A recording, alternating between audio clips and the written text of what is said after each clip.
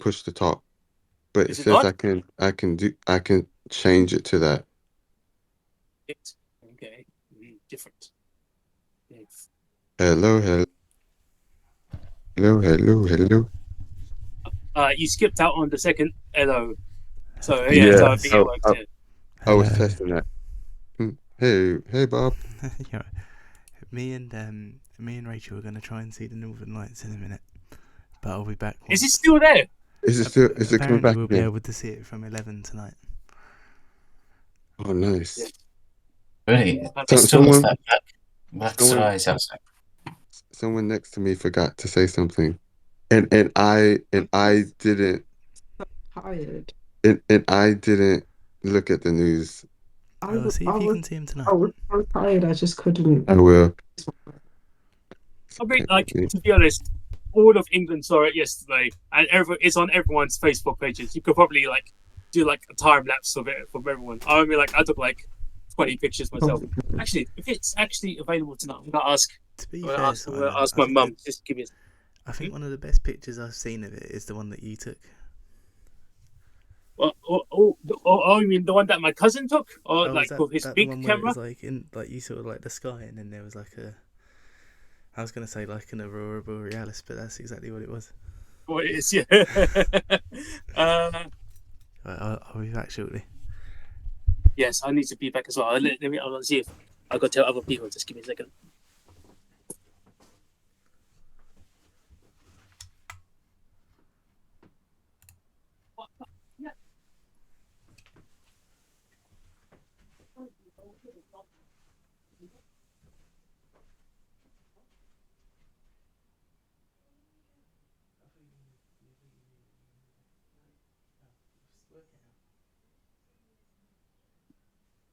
Okay.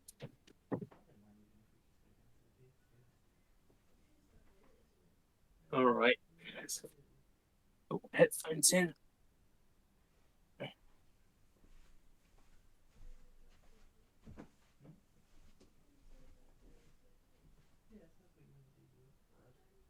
Let's start recording outside. I don't think I can't be like, oh, look, Northern Lights, and let's talk about this film.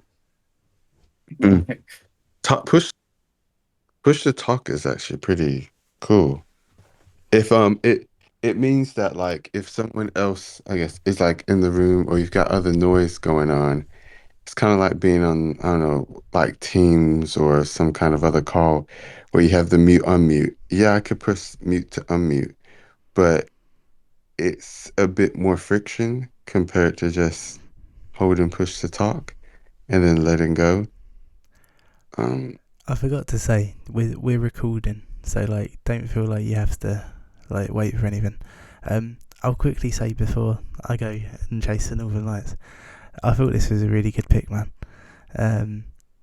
I thought it was super interesting. Like I thought like the kind of like the use of animation I thought was really interesting for this kind of story, and I would really like us to have more picks like this where it's like it's an animated film that's like it looks and sounds like it's like kids animation, but it's like it's like very much not.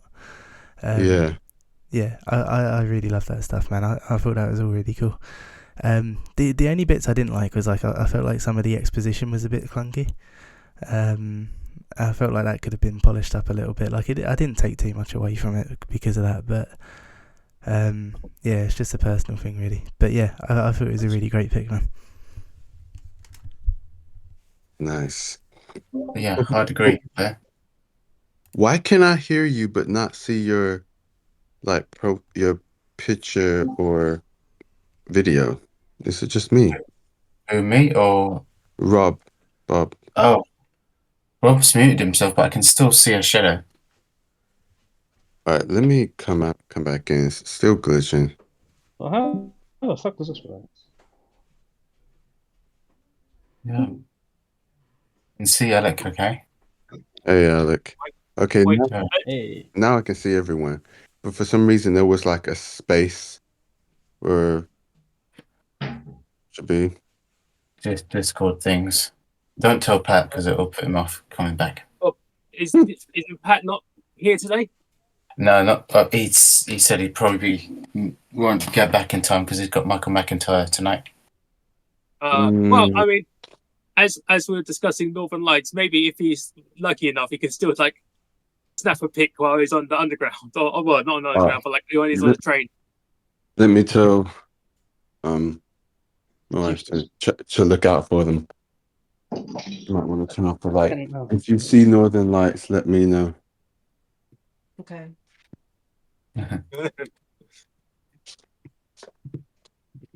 What if you see Southern Lights? You're in Australia. Yeah. I don't think we're yeah, I don't think we're close enough for that. No, you're talking about Aurora Australis or something. Australis? Aurora Borealis. No, the southern one. It's Australia. Fuck, what's it called? Southern Lights. I don't know. Are you looking up online? Aurora Australis. Okay, cool. Aurora Australis. Okay. Nice. We call it It definitely Aurora Antarcticus. the one I've never really known of. Yeah, Northern Lights are the like glam sort of popular normie one. I feel like it's because it's easier to watch it because you've got Iceland, Finland, and like general places that are sort of like Close to it. mountainous and close enough to do it. And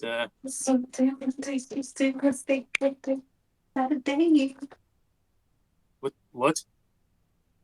Don't worry. Yeah, who was that? Was that? I thought that was Alec from it. No, that sounded just like me. I'm all feminine and cute on that. We're putting on funny voice.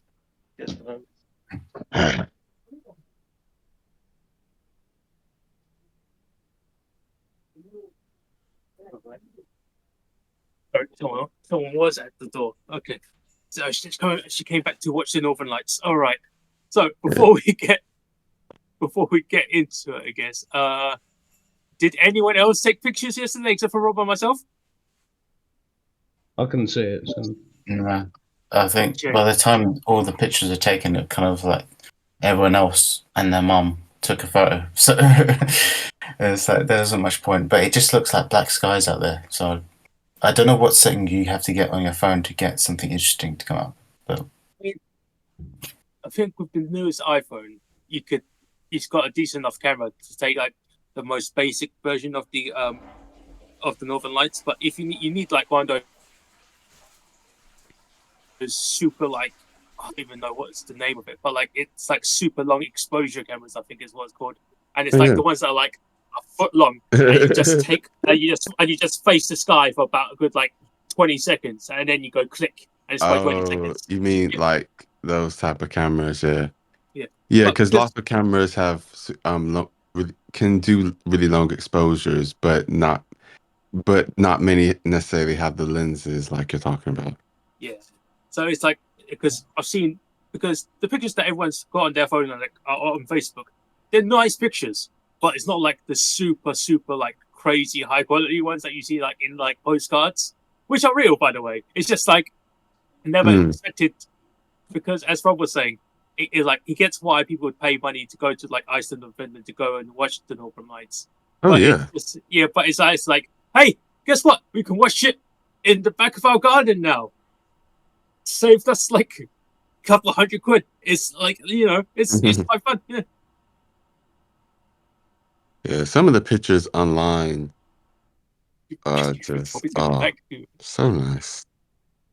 Do you think Robbie's going to actually come back, or shall we just like start first? He told us to start. He said, "Don't wait." He'll be back, but he won't be back for probably like 40 minutes. So we might as well get into it.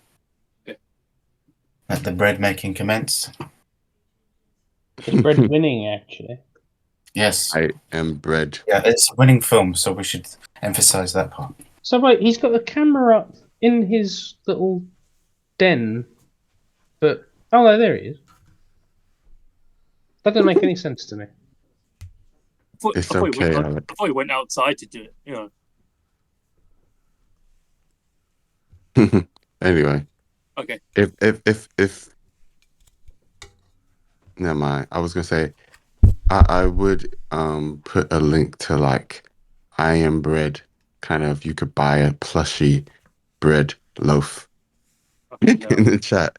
But anyway, carry on. Sorry. Why did you pick this Why are you talking Yeah. about cool I Am Bread? film? Um, Yes. Okay. So It's that's what I was back. like. I picked this film oh, sorry. because What did you say, Bob? I, I, I said, why are you talking about I Am Bread? But I don't want to disrupt Simon's play. yeah. Okay. So I picked this film um because it was one of those films that were very sort of like sad and artistic, and I've wanted to pick it since Emmanuel picked it. Since Emmanuel picked a very sad film from the Middle East, which was Capernaum, and I was like, oh, I got reminded about that. I'm reminded about this film from that film, and I was like, this is like this this film was like actually on my list, like near the top because Breadwinner is like the Breadwinner is like near the top of the list alphabetically. It's like, oh yeah, I picked this film. I've I've always liked the animation style of this film. It Mm. was very it's very eye catching because this is the same studio that made Song of the Sea and Secret of Kells, and Yeah. which then Very good afterwards films too. then afterwards they've made things like Wolf Walkers and oh crap, I can't remember the other one that they came out. But it has a lot of films that are made from this studio, and the animation is quite it's a quite interesting animation style that is like very very sharp and very eye catching. I think that one's it's an animation that is not just anime, and but the story. I remember watching this. I'm thinking, damn, the first the first 20 minutes of this is fucking rough. Holy shit, why is this an animation? I was like, but just because of that, maybe keep watching. I go, oh, I see how the stories that they told within their story is in the movie was very interesting to like her life and how it kind of like reflects on like the parts that she wants to how she had to live her life as pretending to be a boy because of the Mm. situation she's in being a girl in Kabul when the Taliban is in power, which is like just saying that out loud is just like fucking hell, that's just rough. I can't even imagine. But it was an interest. I chose it because it was a very interesting story, and from what I understand, it did also win a couple of awards itself. I always knew that Yeah. was going to be a very sort of like heart wrenching, gut wrenching, of heartbreaking story, I guess. And I was like, oh, I do wonder what you guys would have thought about it because I don't know if you feel like animation could tell a decent enough, like, or mature enough story without being edgy. You know what I mean? Like without being all blood and gore and stuff. It's like, oh no, this is a very mature story. It's animated, and it's like it's trying to be it's kind of deep. I was like, will you guys like it in the same way as him? Because when looking at the chat logs back, right, it was like you guys. I remember Pat was like, "Oh, I don't really like animation." I was like, "Oh fuck, I lost Pat's like good scoring." But afterwards, it was like, "Oh no, actually, I kind of enjoyed it." I was like, "Yes." Animation Okay, is a so it's like, yeah, medium. Whew. It's not a genre. Yeah. And the what you were saying about the story, like yes, I think the director, writer, whatnot, they were saying similar things, how they wanted to tell this kind of story through this particular medium. They thought like why make it like why can't tell this serious story through this medium. Like it just because it's in this medium doesn't mean, especially in the West, of course, it doesn't mean that oh it should be labeled slapped with the label of oh this is a babysitter film, like just put on for your kids or family type thing. Like I want to tell a serious story. It's just a shame that it was up against Coco. So all the big awards that Coco was also in, it lost out in. yeah. I was And every actually I was gonna say that it was the same year that Coco, and it's just like, oh right, Coco just that came is out and like, unfortunate. yeah, it's just like, oh, Yeah. When It's a Coco good year wasn't for there, animation. yeah. When Coco wasn't in that particular awards, then it won. So it won a few, like Simon said.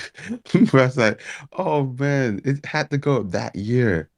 is Like, Coco still like the highest rated film on like your guys on the chart? No, it's Oh. is Silence it of the still? Lambs. Yeah, Oh, It's Yeah. okay, okay. It's because Mhm. Silence of the Lambs acknowledged that water was wet. Unlike Coco. you still hear them, Unlike Clarice. Coco. The dripping waters of the lambs. Saying Ugh. that, like, even though it's still family friendly, I think obviously you have films like this, then you have films like Soul or different ones where it has a serious story, but it tries to, I guess, it doesn't try and be as edgy or as probably a better way to say it. It's not trying to be as mature in the way it presents it. Can I just ask what I mean by edgy? Yeah. Yeah, like it's not Zack Snyder edgy, or is it? Is it a different I was going definition? to say, because I see, I hear edgy now, and I think of Zack Snyder because it's like cringe. Like, are we meaning edgy as in like it's actually like, you know, a bit serious, a bit hard knuckled, or are you meaning it? Are you meaning it in like a cringy way or like a sincere way? Oh, sorry. Was that conversation? Was that question towards me or Emmanuel? Because edgy for me is You like keep overly. saying It's sometimes for anime it's a bit over the top bloody, and it's kind yeah. of like oh yeah, it's a bit like uh very. Sometimes it's like a bit too overly violent, or some of the concepts are just like it's like to an extreme where it becomes like yeah, it's going over the edge, and it's kind of like but it doesn't go quite over to the edge. It's not quite that level. I'm just I'm hearing edgy, and I'm Edgy as wondering well, if at it least. Sometimes as I long as pick stuff that are edgy. sorry, I'm hearing edgy, and I just want to make sure we're talking about like the like mature edgy, not cringy edgy. But no, like no. Well, there is both, admittedly. But like, I've also got both types of films on my list as well. Yes, but like, I mean, like I'm in in this. this, I mean, in this sense, I'm talking about mature edgy because like there's some very like violent things that happen to women in this film especially, and it's just like that's Yeah. pretty messed up. But unfortunately, that was a thing that did happen on like because some of these films are based or certain parts of this film from what I understand is from the book, and some of the book is based on certain real life events that she went when she went to do like a report when she was a reporter during that time. So it's kind of like right, it's a bit like mature because it's kind of real. But like when people do like mature and edgy stuff, so it's like, yeah, but I don't need to see like a bunch of kids getting like blown up by bombs because that happens. You don't really need to show that. It can be some like violent thing can be implied, like when you see the like jet fighters fly overhead and you kind of know that certain places are going to get bombed, but you don't really need to like show that explicitly because that's like edgy, I guess, because it's very mature and very violent. But it's like, do you really need to show it? Not really, because it's implied enough, and the audience in this sense, kind of know what it means. You don't really need to show it. If you did show it, it would be like, bring up the maturity and age rating of this film, which is Yeah. like, it's a bit extreme because like they're trying to make it a bit more. I would like to say the words PG, but I don't think certain things are in this film are PG. But like, yeah, you know what I mean. Like, it just tried to keep it a bit more tame and like it a bit more like tasteful. And But like, Paul, obviously, a bit more palatable. But like certain things that did happen have happened, and like it gets extremely, and it can get like, let's say, grim sometimes. Mm-hmm. We don't really need to go over the top with it. We don't need to push it over the edge of grimness and like death and disparity. It's already implied. It doesn't need to be pushed too far, because if it gets pushed too far, it becomes like mature edgy. Then, of course, if it's like certain animes, it becomes mature edgy and cringy edgy because it's done in a slow mo version, and that's just like I don't really. I mean, like, yeah, it's not really the audience or the type of film that this is trying to be. But yeah, I get it. But it's like this one is definitely because it's a mature level of like pushes the edge of this, not cringy edgy. But I get what you mean. I absolutely understand what you're talking about, and because it's like there is like certain types of edgy. This is definitely like mature rating edgy, not cringy edgy. Because I'll bring those up. I've got another film that's cringy edgy afterwards, anyways. Exactly. You pan the camera to the left, and then afterwards you show the cut off ear. You know, this has been. Sorry, when you was talking, it just made me think of Reservoir Dogs. Um, but yeah, I do like how they do that kind of stuff in this film because similar to what you said, the is it Padua? Go Palmer. Padmona. She goes, she tells the story and they kind of say it again and again, and it says it in the boy's voice of her brother who died after picking up a mine. And it's really effective. And it's quite interesting how when they did the test screening, like most of the adults or a lot of the adults were like crying or teary-eyed, whatnot, which makes sense. And the kids or their kids, um, they were more upbeat because they were, of course, I mean, they're kids, but they're also associating more with Padmona, which is an interesting kind of thing. It's like, yeah, even in such a situation, like I guess it depends on what the kid's been through as well. They might not necessarily take all of that sadness in the same way.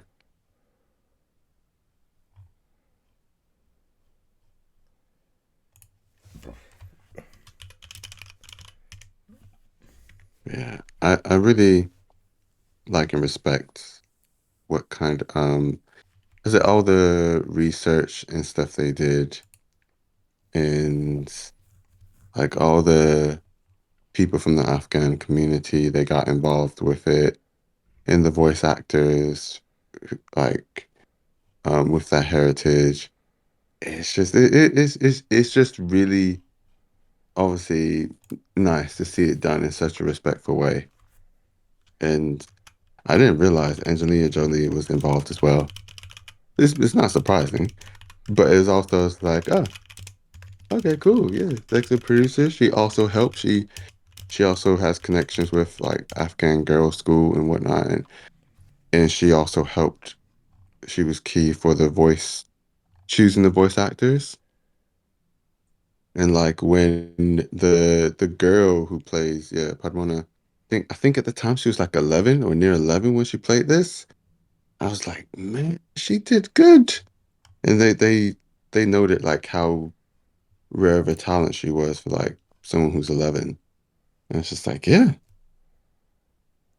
I wouldn't have, I would have expected someone older, obviously, as you usually get playing her, especially with like how heavy it all is. But well done.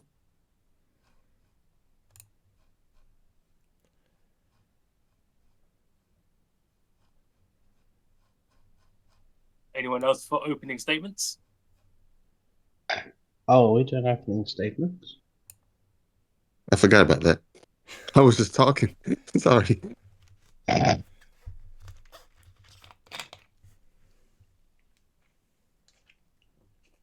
All at I once mean, now. I mean, my opening statement was that I watched the first 20 minutes and went, oh, it's another Middle Eastern film. I want to kill myself. So I fought turning it off because I was like, oh, I might just not do this one. But I persevered with it very heroically. Told myself a little story, and got through it. And I was like, this was a really nice little film. I feel like describing it to people, because I often do describe it to people. That they're sort of like, oh, what is it? And I kind of get to the bit where I go like, oh, it's a Middle Eastern girl, and she's got she's got a dead brother, and her dad's just got arrested, and her mum's just got beaten up, and she can't do anything. It's really hopeless. And then she starts to dress, and then she dresses up as a boy, and everything just kicks off, and everyone goes, ah, thank goodness. And you're like, yeah, it's yeah, very very maturely told. This is why I was rallying against people calling it edgy. Because I hear edgy as like a thing where it's just kind of where you kind of like, oh, you were trying to be mature, but this was really nicely done.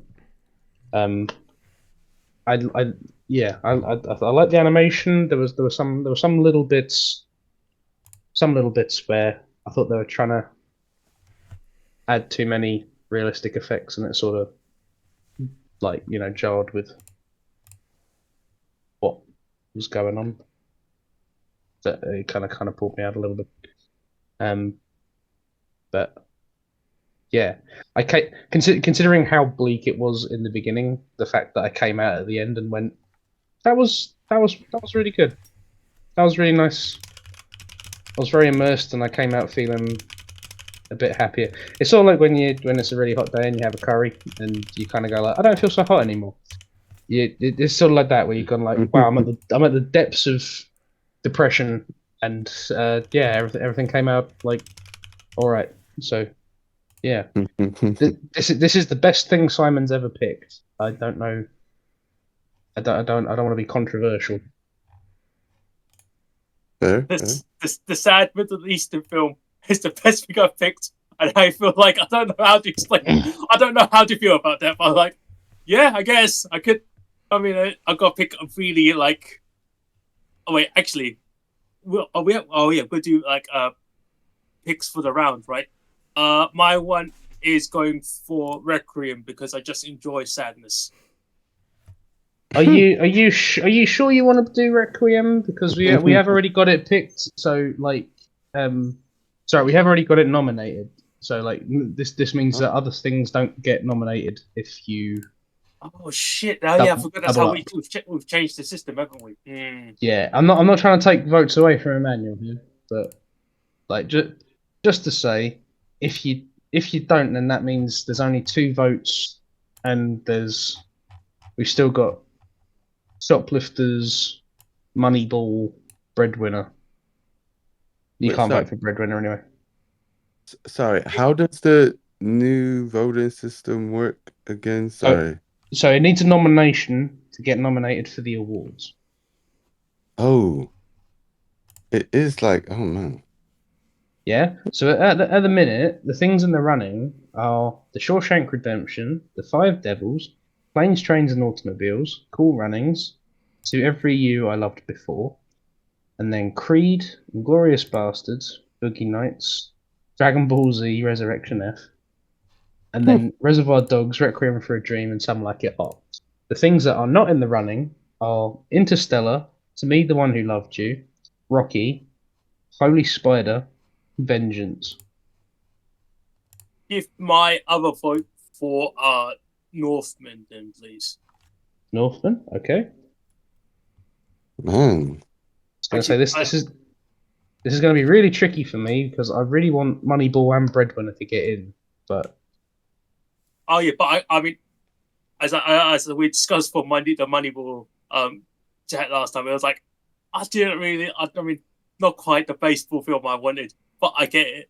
But so I'll definitely choose the Northman. No, because, no, you're all right. All right. So just as long as you're informed. Yes, yeah. Oh man, I didn't real that makes me it makes it Oh, makes nomination points differently. Yeah, I I, actually forgot about it myself. Yeah. I've just given it to the film. I like thought overall, you know what, that was a really special film that round, or the best film of that round, like subjectively, or my favorite pick of that round. Like, I then want to give a point to, like you said, if there was one that hasn't got one yet, I want to give a point to it because I think it deserves a shot at a award because of how good it is. But if it doesn't get any points, then it has no chance of getting any awards. Man,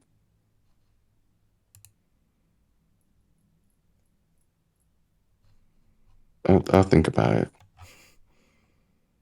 it's up to you.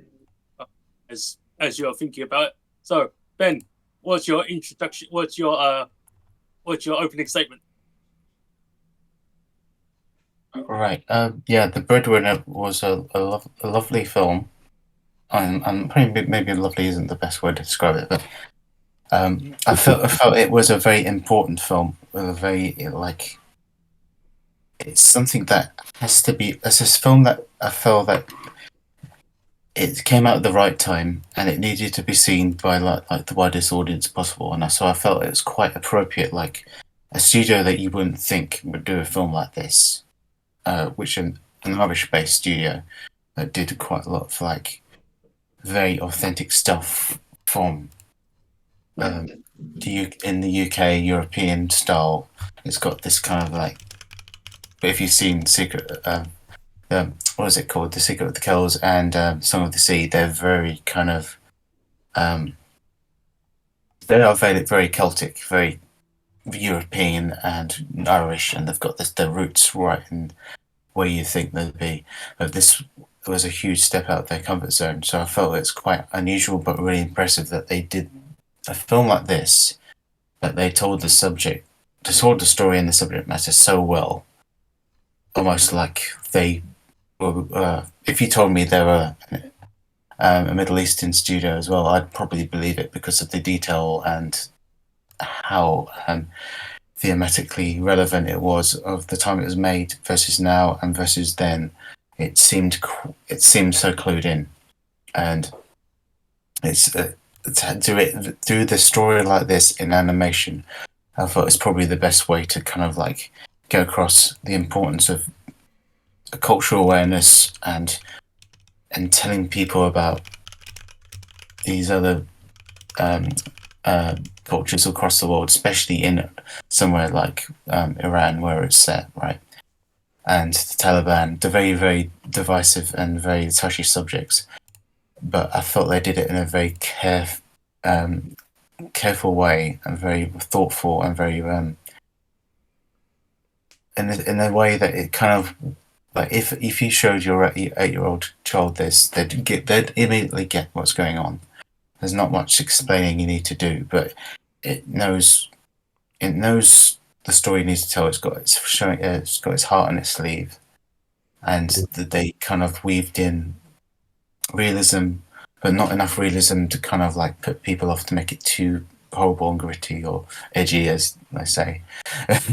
It has a good balance of like credibility and authenticness that makes it more profound to me, because it's Mm, not like bang your head over all the metaphors and stuff. But I love that it had this story within a story element to it as well.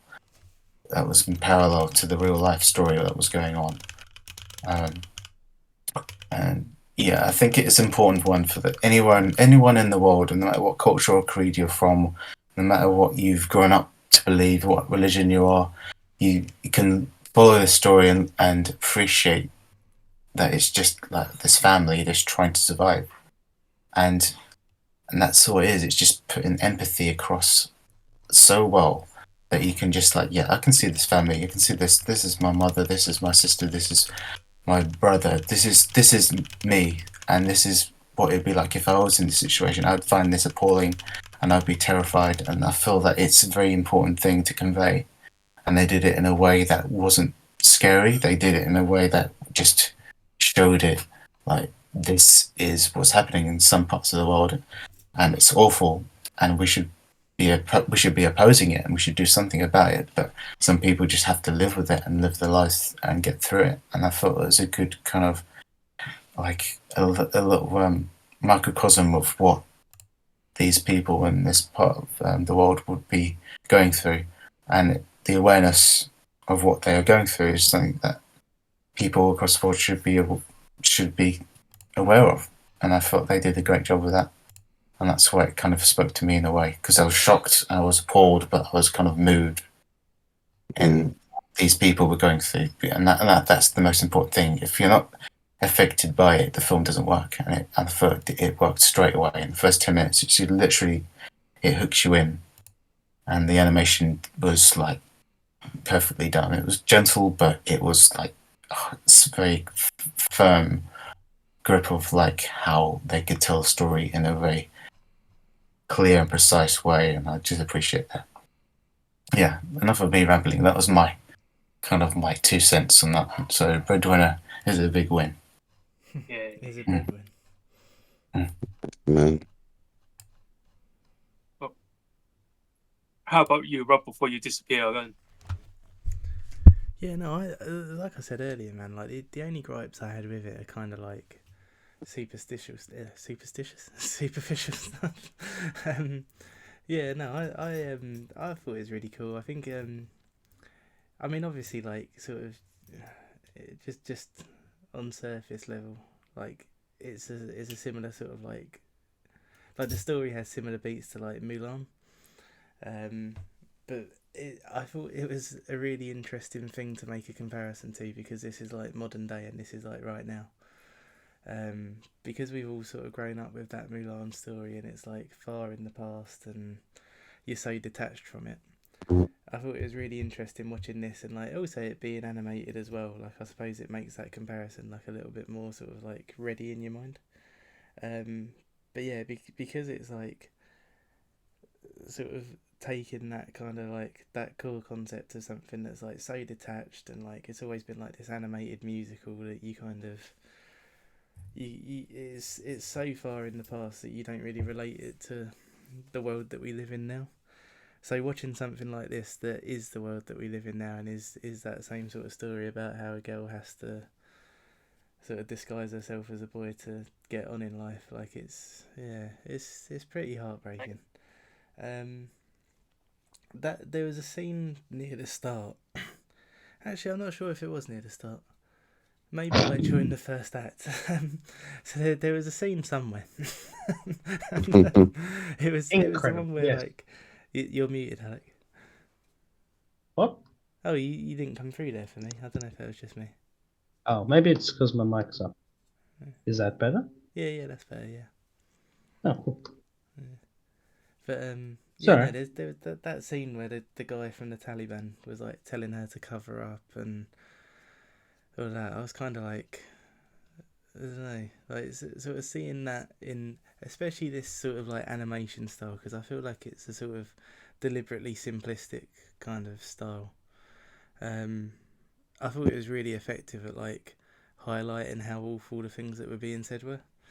Because it's just that weird sort of like that contrast between the two of them, where like it sort of looks like it should. Do you know what it reminded me of actually? Has anyone seen Guava Island? No. So it's a Childish Gambino film.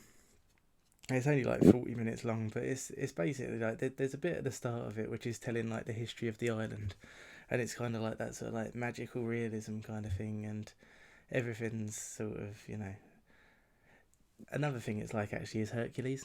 So you know the bits where like the art on the vases is coming to life, and it's like shit, like doing their own little bits of the story. Yeah, the art style reminded me of those kind of things where it's like sort of like simplifying mythology, I suppose. And I don't know if it's like the same for you guys, but for me, it just sort of it immediately like it sort of like takes you back to sort of being a kid and like seeing those like very sort of like 2D flat simple animations. So yeah, I thought it is a really like interesting way to sort of like riff on that sort of format. Um, yeah, I thought it was really effective at like sort of playing on the difference between the dialogue and the visuals. I thought that was really cool. I don't know. I would probably agree some way with what you said, Alec, about it being Simon's best pick. Like it feels like one of Simon's most important picks. Because it's like because it's such a well, it's something that you generally don't see films about. Like it's a part of the world that I think in the West we're quite ignorant to. It's not very marketable. It's not very nice. Yeah, it's not what you'd expect a kids' movie to be, and that's why I think it's so important as well. It had to be made because it's something that needs to be seen by as many people as possible at a young age, preferably, and it's the best way to like show empathy towards other cultures and understand how other cultures are and how things are for them. And like Rob said, it's kind of like with Mulan, it's like hundreds, if not thousands, of years in the past, and this is kind of literally just a couple of years ago. This is modern day um, Middle East, isn't it? It's just as the most relevant film you could think of, and this is happening right now, and that's what's scary about it. This whole whatever the Taliban are doing to these people is just appalling, but it's happening. It's not something that's kind of like it's in history. It's like we've learned from this. We haven't learned from this, so we need to learn from it. Yeah, Mm. I think that's like it's an interesting thing really because it's like it kind of happened with the World Cup when it was in Qatar and there was all the sort of there was stuff about how like the government was like so homophobic and there was all these laws about gay people and how like gay fans of football wouldn't be welcome there and all of that kind of stuff. That's the only time that like any of this stuff has ever really got a spotlight in the West, I think, because everything else is always just like, oh, it's the war on terror, the Taliban are bad terrorists, and it's like, yeah, but there's also like there's people there. Like it's not just about flattening a country and getting on with it. Like there's people who have to live among these people as well. Yeah. Yeah, you don't really get their story so much. But yeah, you had that housemate, didn't you? It was sort of like, oh well, if Syria wants to bomb itself, then Yeah, that was the worst thing. Like, 'cause yeah, that was her stance on it. Is when we was getting involved with the stuff that was going on with Syria, and she was like, "Oh yeah, but if Syria wants to bomb itself, I don't see why we don't just let it." And it's like, because Syria's not just one bloke in the desert chucking a tomahawk at himself. Like it's, yeah. Oh But my that's goodness. the narrative, isn't it? Like that's all a you very see, sort of. extreme Like you version kind of of that. everything's kind of condensed to its sort of smallest form in the West. Like you don't really see the nuances of what's actually happening. Um, so yeah, a very important pick, I think. I think like the only thing that's kind of that does get reported on with sort of some level of nuance is the stuff with Israel and Palestine. But even that, like it's not stuff that's reported in the media with nuances because of things like Twitter and social media that you hear more of it. Yeah. I mean, most of us didn't know about Palestine until a few years ago, really. But that was all kind of like swept under the rug.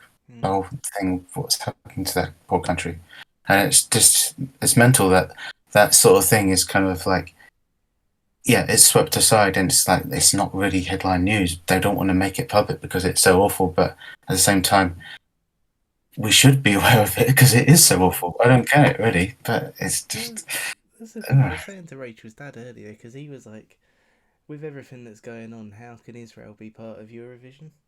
And it's like, but the most ridiculous thing about that is the reason that they're part of Eurovision in the first place is because they have to culturally be part of Europe. Because if they were culturally part of Asia, they would like they wouldn't survive. Like it's the reason that they're sort of seen like that in the first place is because of what they're doing to Palestine.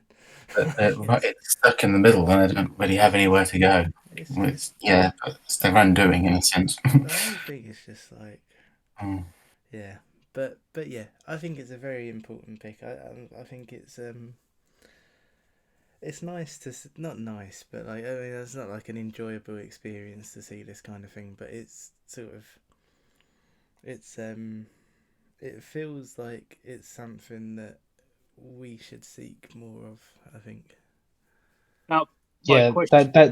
that is something to say. Like the enjoyment score is definitely like I was immersed more than I really got a kick out of this one. Yeah. I guess the question that I had that popped in my mind as you guys talk about is like, do you think this is a film that really shouts, "Oh yes, I would probably pick this film"? I don't know how it is for you guys. It's like, No, oh yeah, no, because it wasn't anime and it wasn't shit. yes, thank you. Oh, okay, that's what I really needed. That was a Okay, great no, response. it's like no, it's because like I occasionally do have films that are like more like deep and depressing, and it's kind of important films. Like again, I could have chose Requiem. Emmanuel beat me to the punch, but it's like so when I choose these film, when I choose most film, it's kind of like, oh, what's kind of interesting? What would everyone else like enjoy without being overly depressed? And it's just like, oh no, I guess I haven't picked one film that was kind of like upsetting, if you know what I mean. Like as we've discussed, we talk, some sad films are sad. There are films that are sad that make you sad, and the films that are like action packed that you get you pumped up. This is one of the more melancholic. Is I think it's the right word to choose, and there's some of those films that's like feel like most of them will enjoy this film. I don't know how much would enjoy this film. Mainly it's because like it was mainly because I think I discussed this with Alec already. I was very worried about Emmanuel. He's gonna watch this film and he's gonna cry, and I'm be like, well, there goes my so it goes all my points. It's like it could be all like twos. I was like, oh, but he found a more, let's say, more light. Well, the silver lining to the film, I guess, is probably the right word, right? I was going to say lighter side of the film. No, that's not right. Yeah, this has a more hopefulness that this film has right at the end, and I feel like that's a very good like thing to convey. And it's like it's great that I did like choosing it and for the story that it did portray, and like because Rob did say it's very Mulan-ish. I did see that like comparison when I watched it like a couple of times afterwards. It's like, oh right, yeah, because of the but I feel like it doesn't. It shows. What's the word? What's the words I'm trying to say here? I do like how it shows the more modern version of that, and like it's a bit more grim, was what it was. But because it's the more modern version, we saw there is some more like hope in the modern times as well. Because essentially, she does get eventually out of Kabul, I think is where they're actually situated at, actually. And they go, and because this is actually part of a book series, from what I remember, and this is like the Breadwinner is like condensed version of like the first half of the series, and then afterwards there's more of the story afterwards when they actually like escape from the country. But that's like if they ever make a film about that, I don't know. But I feel like this is the very complete version. But it's like, but it gives you the chance of like hope and like going out and like being able to expand their horizons into the world. And I think that's a very more like because it gives everyone the moral of it. It's like essentially there's always the world is a lot bigger than you can possibly imagine, and through our things and through our stories that we can keep our culture and history alive, which is the whole point of the story of her stories, which is kind of the point with her and her elephant king. Elephant king? Yeah, it was an elephant, right? I thought he was an elephant baron. Elephant baron. He might have been. I don't. Okay, no. Elephant baron, elephant king, or spiky elephant Yeah, guy. yeah, Backy Elephant King, something like that. Yeah. But like, but the point is, like, through her stories, she can keep going, and it helps her get through life. And even with the character in her story with what's the character's name? I did have it saved. Damn it. Suleiman. What was it? Suleiman. I think it's how you because I think the brother. Yeah, but like if it was, I mean, it was her. Wait, I don't think her brother's name is actually Suleiman. Is it? I thought that was just the name. It was. It was as well. Brother, but Yep. also the kid in the story. Oh damn! I always thought Tish was. Wait, or was it just her like fake name? Yeah, that was her chosen name, but it's not a She really. She chose the name Ortesh because it meant fire, but it wasn't actually like a name. So Yeah. it was like you calling yourself fire, like it was just rubbish. Yeah. So she named the kid in the story Suleiman because it was after her brother Suleiman. Right. Yeah. Okay. But it was. But you know, he conquers, or he overcomes the Elephant Baron King, spiky Elephant King guy, and he was like he threw a story. Well, he still had to get the mirror and the net, but it was like the story that eventually comes, and like how he overcomes the story, and it's like I feel like that's it. It's like the moral of the story that had the story is stories, and how that story is like continued out. Because even when her father was telling the story at the beginning about how precious their land was, it was interesting to see how it went through like all the Genghis Khan and all your other sort of like conquering like nomadic tribes and all that things. Then afterwards, it had a very quick shot of, oh right, yeah, that's a British colonial person, right? And afterwards, before it goes into the Taliban, but it's like it shows you like no matter how violent and how like destructive people who try to conquer us are, as long as we have our stories to go through, we can like always prevail. And I think that's very profound and beautiful in itself. And I think that's again the moral of the story, without being like overly in your face about it. And it's like, yeah. I mean, that's kind of the point. And I really appreciated that it wasn't all just like I'm not saying this as a fan of England, obviously. Because if you've heard me say things, you know I'm not a fan of England. But I appreciate it wasn't all England based, like, and I think that kind of added to it, where it was sort of like we had Alexander the Great from Macedonia, we had Genghis Khan, we had this guy from here, we had this guy from here, and it was like just this. It really just sort of like set this thing of being like we're just sort of in the middle of all of these conflicts and all of these dictators and all of these absolutely fucking lunatics. I thought that was really nice. I'm glad we were in there. I'm glad it wasn't all just these bloody whites. Like it was everybody. It's a mix of everyone, isn't it? I guess that's kind of the point, right? Because like eventually it's thanks. I'm always going for kind of good. But again, but then afterwards it goes back to the point of like the people that conquered them now, or who is ruling the tyrants now, are their own people and their own little those and that piece of shit. I feel like they had a very, very good antagonist because he was such a shitty little fucking kid of Idris, and like because he was such a annoying little piece of shit. He made him really hate. He was a very good antagonist. I don't know how to explain that because he is so. I don't know what else to call him apart from a little piece of shit. And I'm not even sure I'd call him an antagonist. Like, I'm not. I feel like the antagonist is like Islam as a whole. That's not quite right because like. No, it's definitely him because like it's like her dad's. He's not really in it at the end. It's not him that has to be overcome. Like he's. I'm gonna have to be really, really careful with how I phrase this, Simon. I really don't want you to jig this about, okay? but I think he is sort of right. I'm gonna just say it, and we're just gonna have to have to adjust, okay? I So heard of I would right?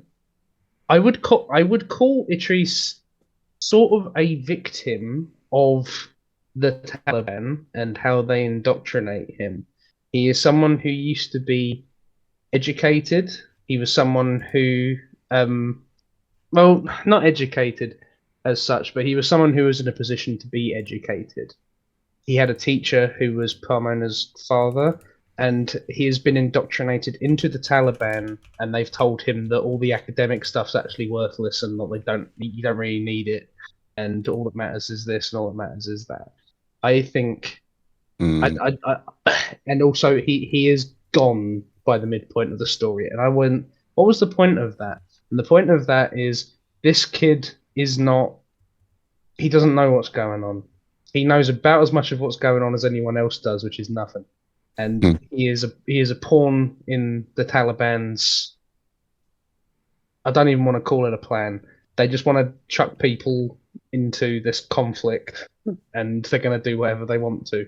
And I think that's kind of like he has this little outburst after realizing that Pomona is who Artesh is, and eventually, and like his uncle goes like, "Can you stop fucking about? If you want to fight people so bad, off you go," and you don't see him again. And I yeah. think the point of that is they send him off to war and he gets fucking shot. And that's how the Taliban works. Like, I'm not saying this with authority, because I'm just going by the film here, but that is the point the film is making of. This is how the Taliban works. They take uneducated people, they tell them that academia is kind of worthless, and they just chuck them at conflict. So I wouldn't go as far. I wouldn't call him an antagonist. Okay, I think he probably is an antagonist in the technical sense. I would call him a kind of a victim, an unknowing victim of the Taliban. The Taliban is more the antagonist, and I think I get what you're trying to say. I that's think good. it could be. I speak from my heart when I say I'm really glad you hear what I'm saying. I think I can break it down slightly more layman's term. It's not that he is still antagonist because he's still the person who made her father go into prison. Sure, but he's the antagonist because he is the pawn to the society, which is currently the Taliban, which is the society that's in power, and because of that, he is the antagonist. But only because society is making him a pawn of their evil plans. I feel like I can break it. Yeah, if you break it down simply enough, well, oversimplifying it, but like simplifying it just a little bit more, just to say he is the bad guy because he was taught by the bad guys to be a bad guy, but the bad guy's not Islam, but the Taliban. That's probably safer to say.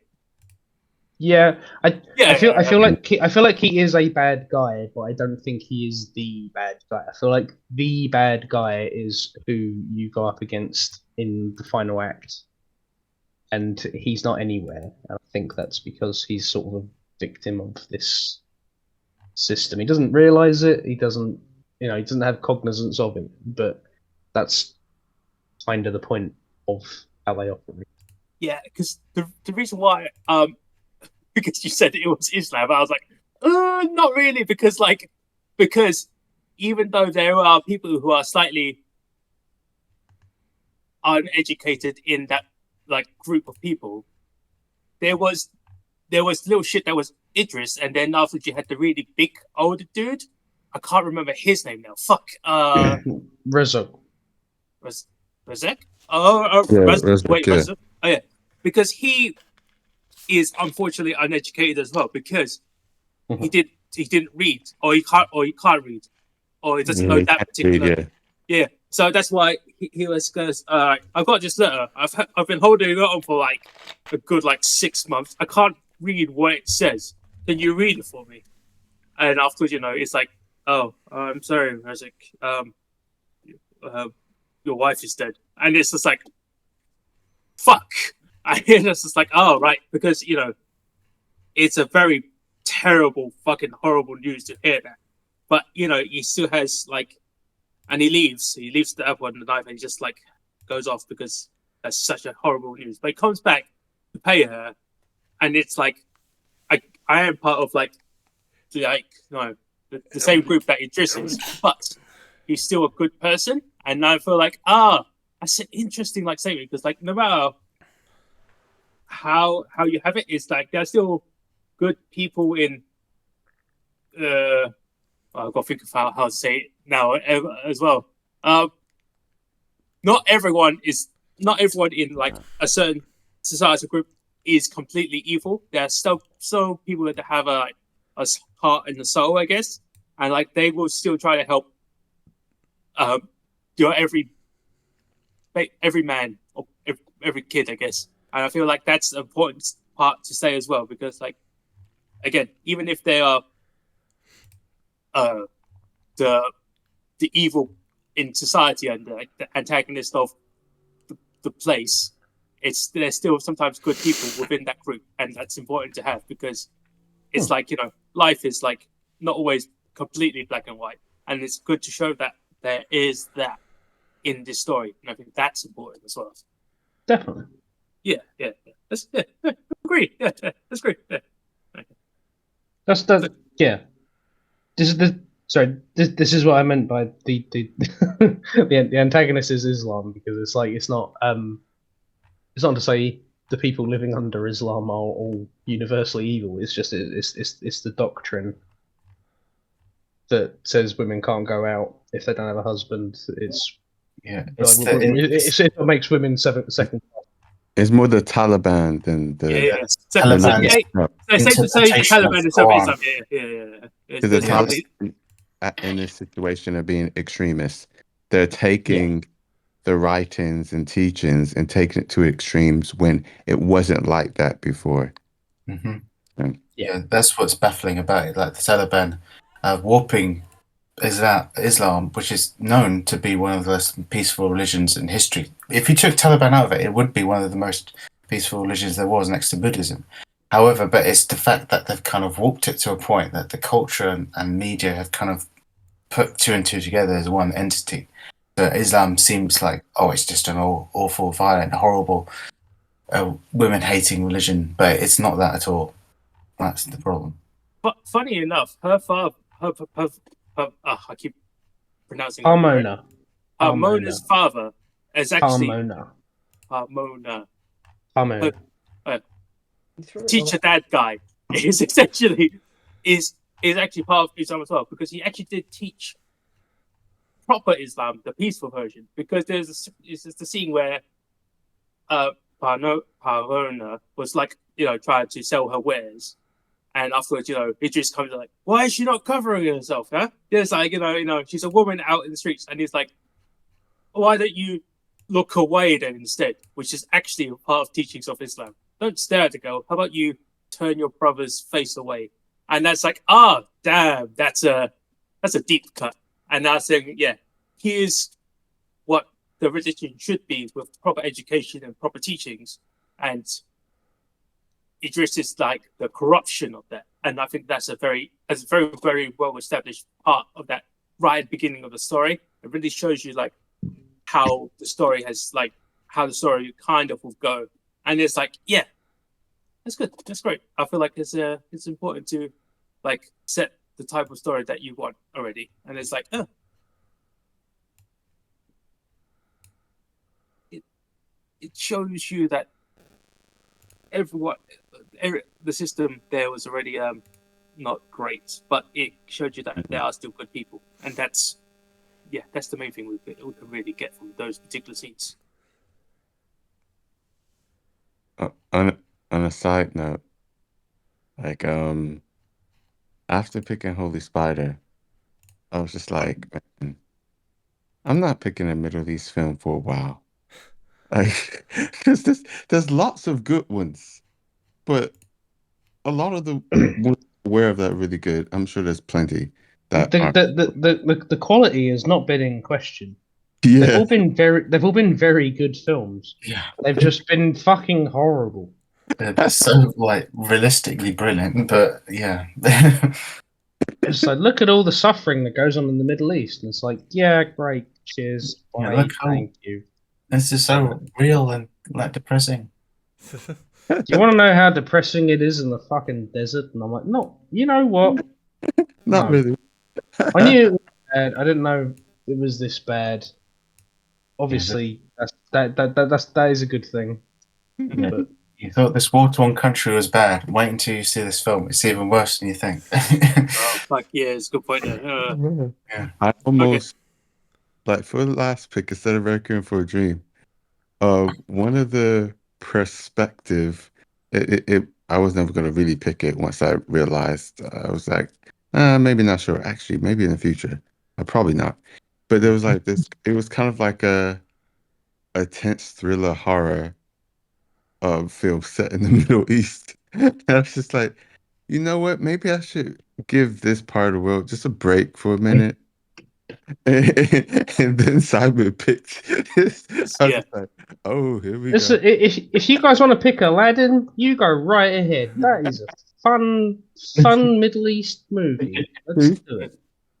But no, yeah. If it ain't got a Robin Williams genie in it, I don't, you know. They're managed to go back, oh, I've changed my mind. It's going to be this film, and it's going to be even more depressing. Okay. I think, Emmanuel, you and I have to agree. We're no more like overly depressing films for the rest of the year now. I'm sorry, I can't promise that. But there are some really great films. You know, at least at this one, there was like a resolution where I went, that wasn't completely Yeah, fucking dismal. Like, cool, it has a nice ending. It did. good Yeah. going. And you know what? To be fair, Tape still had little Janos having a little, he was just minding his own business at the end. He was having fun. I was like, yay, there he goes. But yeah, let's just call it. Yeah, they're a bit less holy spider, please. Yeah, that's the We shall see. Oh, god damn it, Emmanuel. To be honest, some of the things actually, no. I do watch the trailer at least, so I know at least what we're getting into most of the time. Anyway.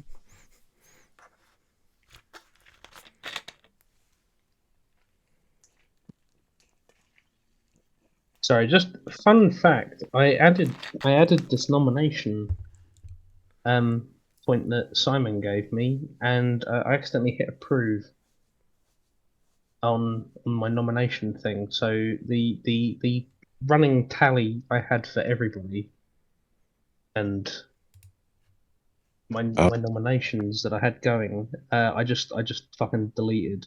So I'm a bit drunk. So I've been trying. This is about the third time I've gone round trying to just work out how many nominations I have. Oh dear. Oh, bollocks. I've been- Can you hit undo? If you haven't closed the tab, you can just go. I tried doing undo, it didn't do anything. So I'm yeah. The comments Does will Rob be have added. control there? I have control of it. It's just What you have control I'm- of, you're not sure of what you're doing. Yes. If you can restore Yeah. the spreadsheet to like the state it was 24 hours ago, it should be Yeah, alright. this version, yeah. Yeah, Some but of I'm in too deep now, Ben. So what I'm gonna do is I'm gonna just carry on the path I'm on, so I don't feel like this is an enormous waste of time. Well, if you need new scores from us, let us know. yeah, It's alright, I got it. don't mind. It's alright. I wrote everyone's name as many times as you've nominated my film, and Rob, by the way, you are behind. You are the minority of people who have nominated my film. Oh, I think Any Not comments, trying to Rob? say anything, just why'd you hate me for? You're ragging on my code, man. dragging you, Wow. dude. Let's bog at the joint. think I'm gonna give a nomination point to Breadwinner. I Thank don't you. want it to Yeah. miss out on a possible award. Even though, like, initially I was gonna give it to Shoplifters, Aw. but Breadwinner is. I don't want it to like at the end of the day, it might not get any award, but in real Oh. life, it already had the injustice of going up against Coco. I'd like to give it a chance and, Yeah. and I, I, argue. I, I, I actually dislike Coco more now. No, I mean like Coco is a good film. Like it does have No, like fuck it. It doesn't know water's fucking wet. It was the land of Sorry. the dead. I'd like to remind you, but okay, cool. Bollocks. Bollocks. Nothing is real. Everything is permitted. Well, they didn't have to well, chuck him in through half the sweet water. No. I mean, are you sure it was water, not tequila? Yes, and either way. If it It was could be. tequila, that'd make it double trouble. It could be spiritual, ghostly fluid that doesn't You actually could be taste. spiritual, ghostly fluid, you I mean, I'm wait, I was gonna make that a joke, but like, yeah. I mean, that's why I shoot out spiritual crystal fluids.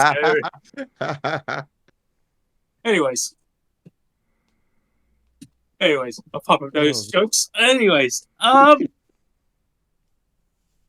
I feel like there are quite a few films that are similar to this, and like other films that are made by the studio. Because I'm not quite sure who else has watched anything else that the studio has made. I I've seen haven't a watched. seen a bit of Secret. Yeah, and Song of Sea for me. Haven't Oh, watched. and yeah, actually, and Song of the Sea. I don't know how you knew I'd seen some of that. Yes. Sea of the Song. Haven't watched Wolf Walkers yet. I want to watch it Oh, that because one, of this yeah. film. I heard that it's very critically acclaimed as well, and I'm like, God damn it! I could have chosen Wolf Walkers instead, but I was like, no, I watched this one first, and I will stick to this one first because that's what made me get into the studio of what made it. And like animation wise, it's it's nice in two sets way because like I do like the animation for the like sort of real life. Well, I say real life, but like when it's in the real world, and the animation is quite like very smooth, very clean, very it's very like it's quite nice. I do like the storytelling version of the animation with like the cutouts as well because something about it is very BBC storybook. I see BBC storybookish. I don't know how else to explain it.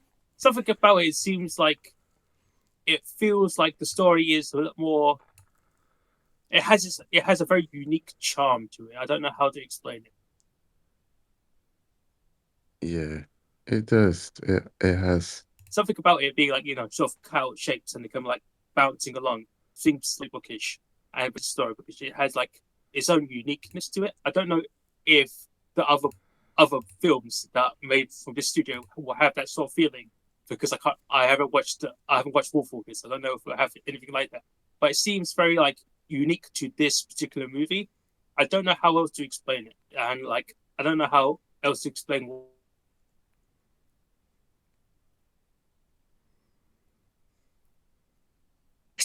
I don't know. It's something about it's very nice. Oh, and oh, I know. Oh, Emmanuel's just Emmanuel. left us. I guess I upset him with like storybook. Sorry. Oh, he's back. Good going, Simon. Sorry. So I like the end. So Yeah, Manuel's so enraged right now. He's turning himself into an animated character as we speak. What? I'm so no, confused. I don't know if I did something or someone else did something. no, because you jumped out of the call and you jumped back in. I was gonna go. Is he going? We're gonna start feeling like her little brother making elephant noises. I'll be like, all right, yeah, sure, whatever. It doesn't matter. Oh man, I think I I think I accidentally got it. told I think I got it. I'm gonna just the spreadsheet. Send it. Hmm. Oh no, wait! You had a thing, didn't you? You had a vote, didn't you? Breadwinner. Yeah. Okay. If you see a random call, Bob, it was an accident. Oh, did you call me? I think so. I fell asleep for a second. I wasn't in the call, and I was ringing you, and I was thinking, what the crap just happened? I literally closed my eyes for like 2 seconds. Oh, I haven't And got you were anything. there, and you were there, and you were there. Oh yeah, I see it on Discord. Yeah. Oh yeah, yeah. I didn't mention where. Brilliant. Well, Emmanuel, now you have given your nomination in, I can give my nomination in Moneyball. Hmm. I feel like Moneyball has stolen a nomination from Shoplifters. Hmm. Hmm. It And it, it uplifted. it would have done, but I really didn't like Shoplifters that much. No. What the reason I'm saying that is because Moneyball got a nomination because Emmanuel nominated Breadwinner, whereas if you nominated Breadwinner, Shoplifters would have got a nomination. Oh. Wait, how does that work? Oh, hey, Because Emmanuel. because if I wanted to do shoplifters, but I didn't want breadwinner to lose out. So if Alec nominated breadwinners, I would have nominated shoplifters. Well, you know, If it was the other way around, how would it make a difference? Because if Because Alec had nominated first, then Shoplifters would have got a nomination. But Oh, because it's Emmanuel the order of. nominated first, then Moneyball got one. yeah, Oh, that's a bit. Moneyball wouldn't Annoying. get one. It goes Can on you? to the same baseball joke of who's on first. Well, if you undid the nominations right now and then immediately nominated at the same time, what happens then? Then we'd all be in trouble. I hate it. honestly, this is one of the rounds where I'm like, you know what? If Northman didn't get a nomination, I'd be so fine with it. It was not as good as I thought it was. It was still good. I liked it. Oh, So, It's okay Red if you liked Bull, it. That's okay. I'm just saying. This is one where I would be like, if I don't get the nomination point, I get it. Like, there's been like a lot of good films this round. yeah. Just tough choices. But I guess it's a question of like, how did this film make you feel apart from being angry at the first like 10 minutes? I guess. I was Did you- angry throughout the film. I found this so effective, and you know what? I thought I think recent films have made me very appreciative of the way it sort of opens and the way it kind of sets the scene because I don't know if you guys know, but I went to the cinema the other day and I saw Tarot, which is a horror film. It's a little shitey boilerplate horror film, and Mhm. they literally have they literally have the fat guy from Spider-Man, and he like, the first line is his, and the very first line that he has, and I'm not embellishing this, is oh my god, guys, it's so cool that we're like seven best friends and we're out here and we've rented a mansion out in the woods for this weekend. And I was like, fucking hell. Can you try a bit harder? For like can like Wait, sorry. Wait. Oh, Wait. Simon. Before you could, was that actually how he said it as well, or was that's that like? exactly how he said it.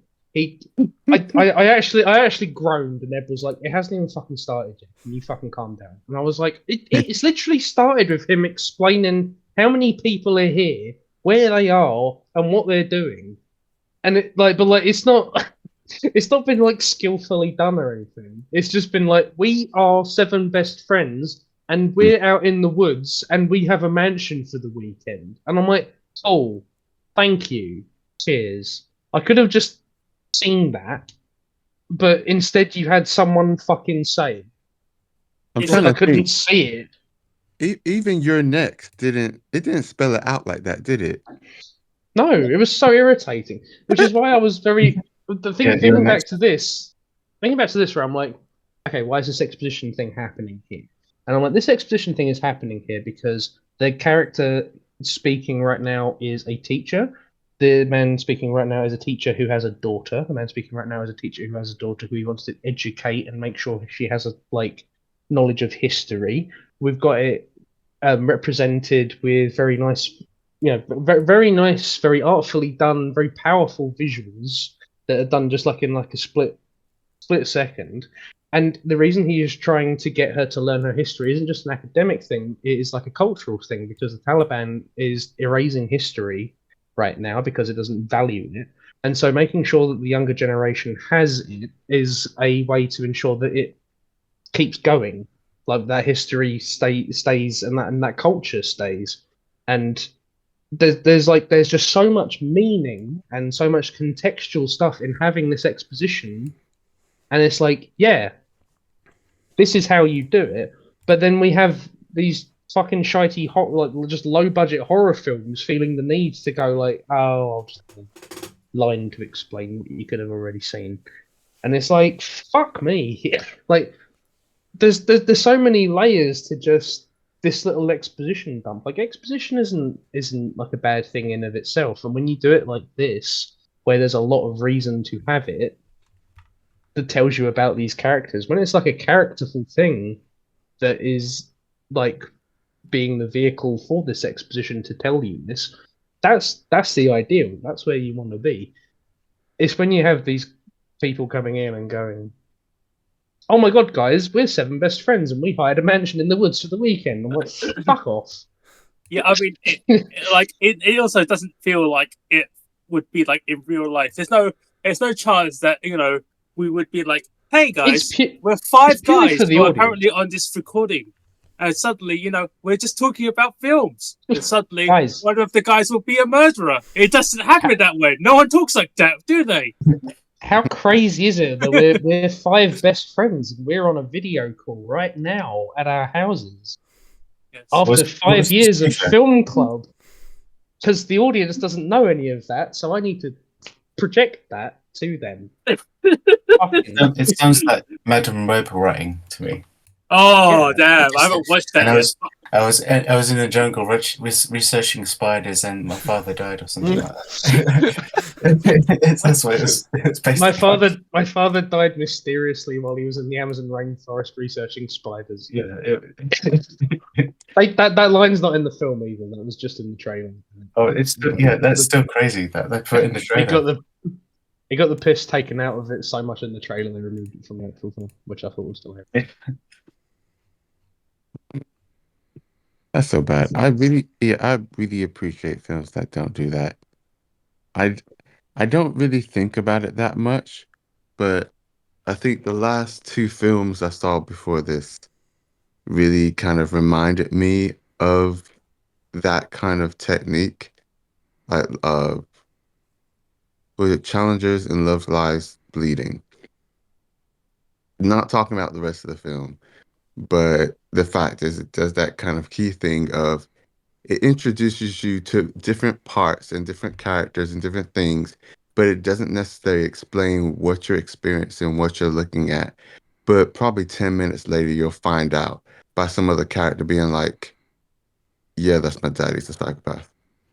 Oh, oh, yeah, he was creepy. And you're thinking the same thing that this other character's thinking, who had no idea who this person was or what. It's like there's lots of little things you can do. It's nice. And if there's exposition, then like in the way it's done in this film, it's really nice. It makes sense. So, yeah, I agree with you, Alec. Thank you. That's nice. Yeah, if it's like not noticeable, it's fine, and it's like natural to the story. But it's when it's like obvious. Is like, wait, we've already seen this happen. You don't really need to say it. We can see it. We don't need to say it. If you have to say it because what you can't see, then fair enough. I'll excuse it. But at the same time, even then, it's a bit like it's a really fine art of dialogue. But sometimes I think studios like Sony, for instance, when they do like the Madam Webs and the Morbiuses and stuff, it's just like they write these scripts. The poor writer that has come in to write this film writes it, and then the producers and the executives come and say, you need to do this, and they rewrite it again. Oh, you need to do this, rewrite it. There's like 50 rewrites on the same thing, like the most basic thing you can possibly fucking imagine, and that's what they end up being. Because I don't. It's such a shame because if you're right on these films, you kind of have you're putting a name on Upper Nights, being dragged through the mud, saying, "Yeah, I wrote this piece of scrap," but it wasn't really entirely my fault because the Yeah. studios literally been telling me to rewrite about 1 billion times, and it's just like I've given up. I'm just I'm just in it for the money now. There's anything else I can do because the original script might have had a bit of like thought behind it, but now they're just like, no, we need to dumb it down. We need to dumb it down.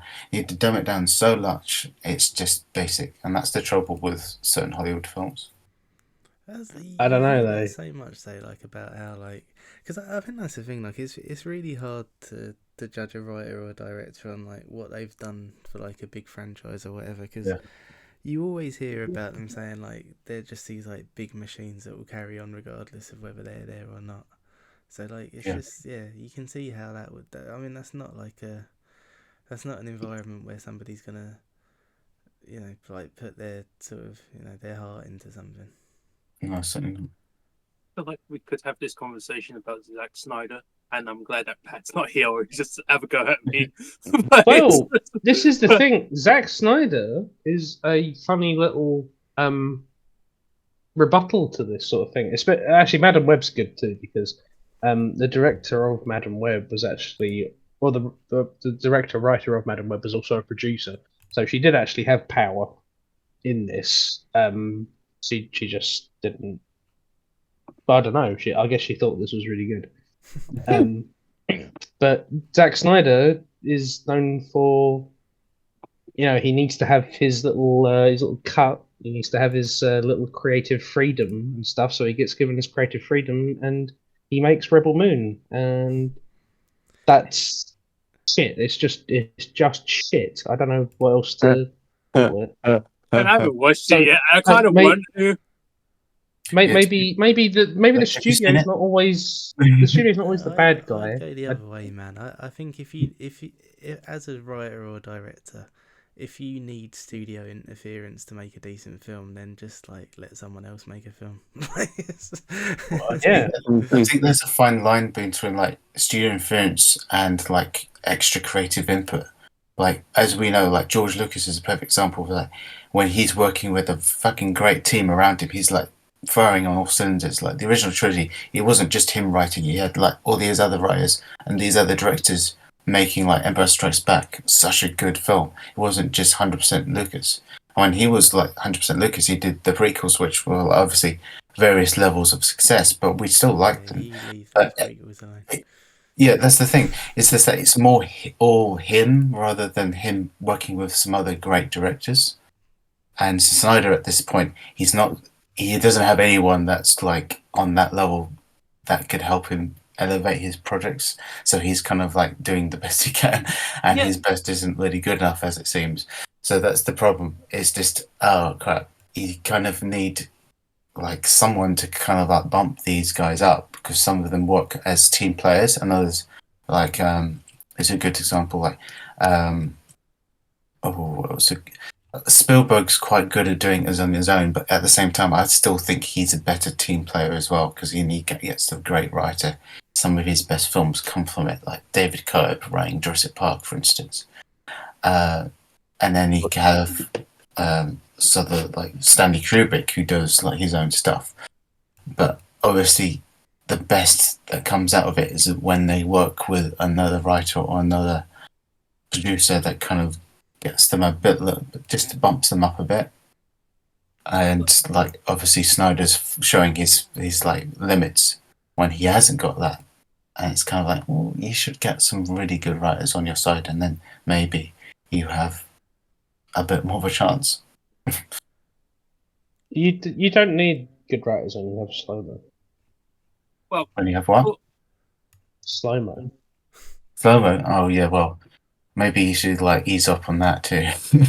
but also, It won't be as long, those films, that's for sure. Apparently, if you removed all the slow-mo from Rebel Moon Part 2, it takes out like 20 minutes of the whole film. Nice. That is 10% of the film is slow-mo.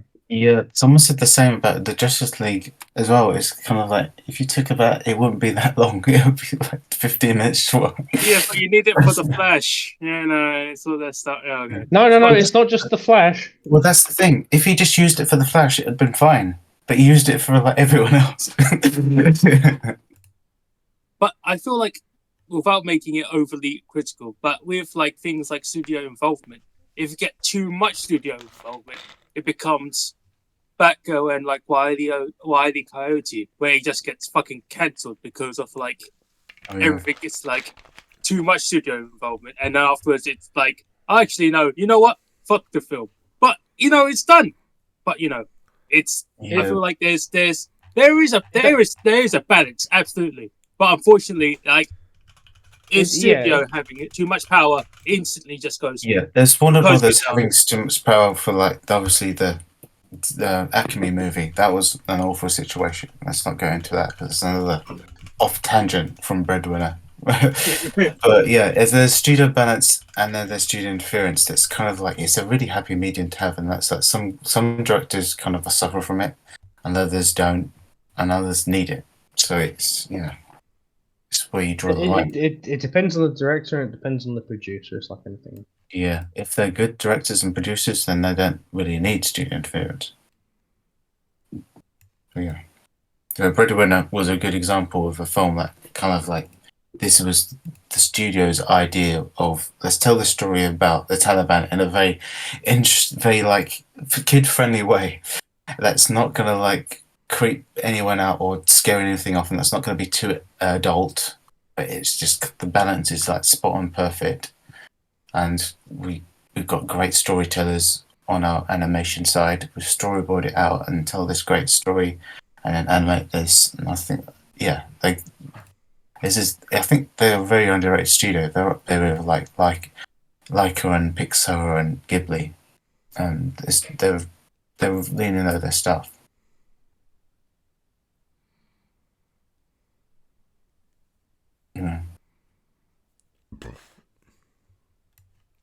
Is there a favourite scene for you guys in the Grimless?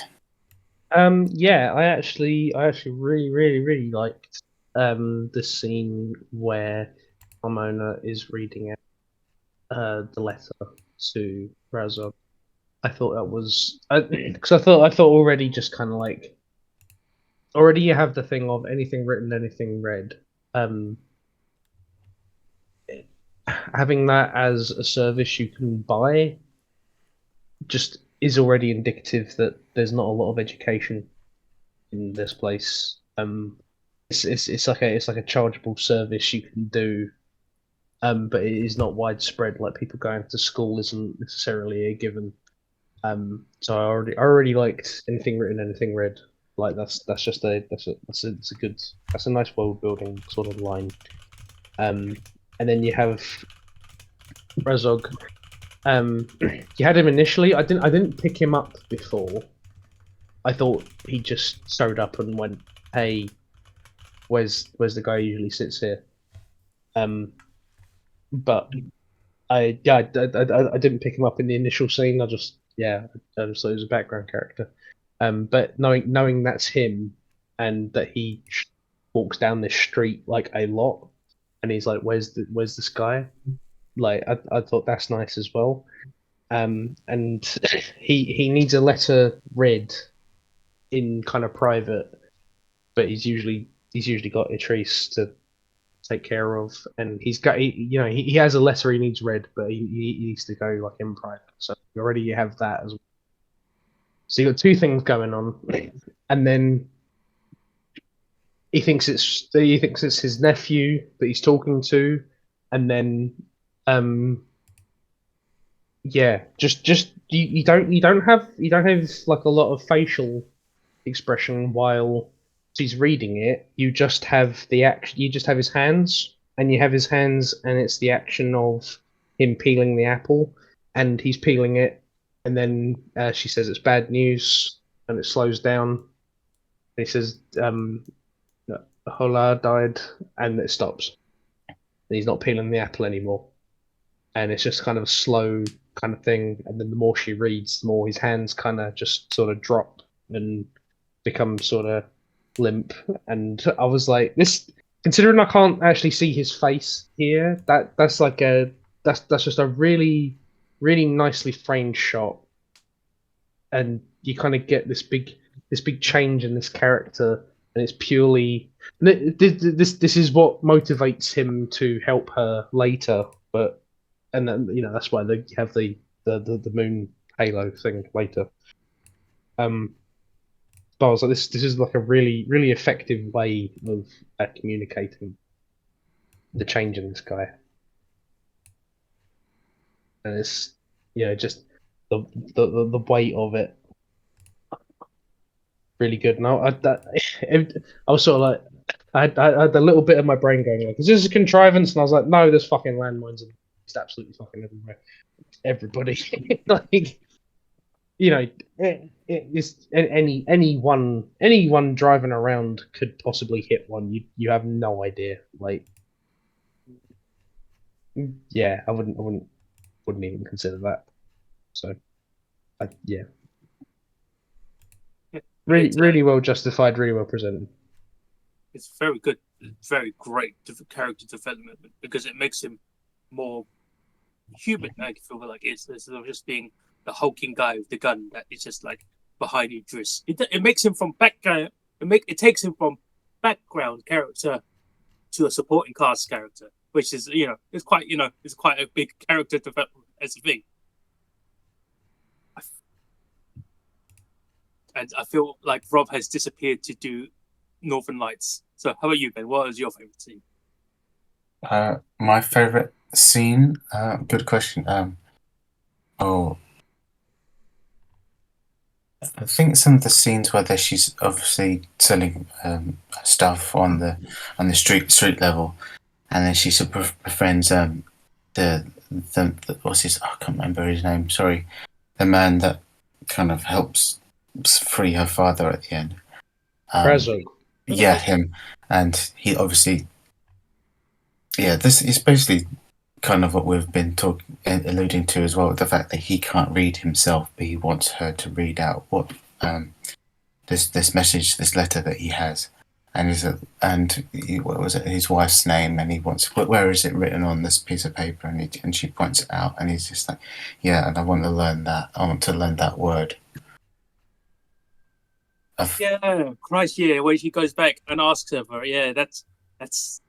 And he kind of memorizes it. It's just like, it just shows you so much and tells you so much. Like, yeah, he's not even fully educated, but he knows he wants to learn and he wants to do this and that. And the fact that she is so telling, that she's so smart, but she's also so vulnerable and in danger from the Taliban because of her knowledge that anyone else would probably get crucified for.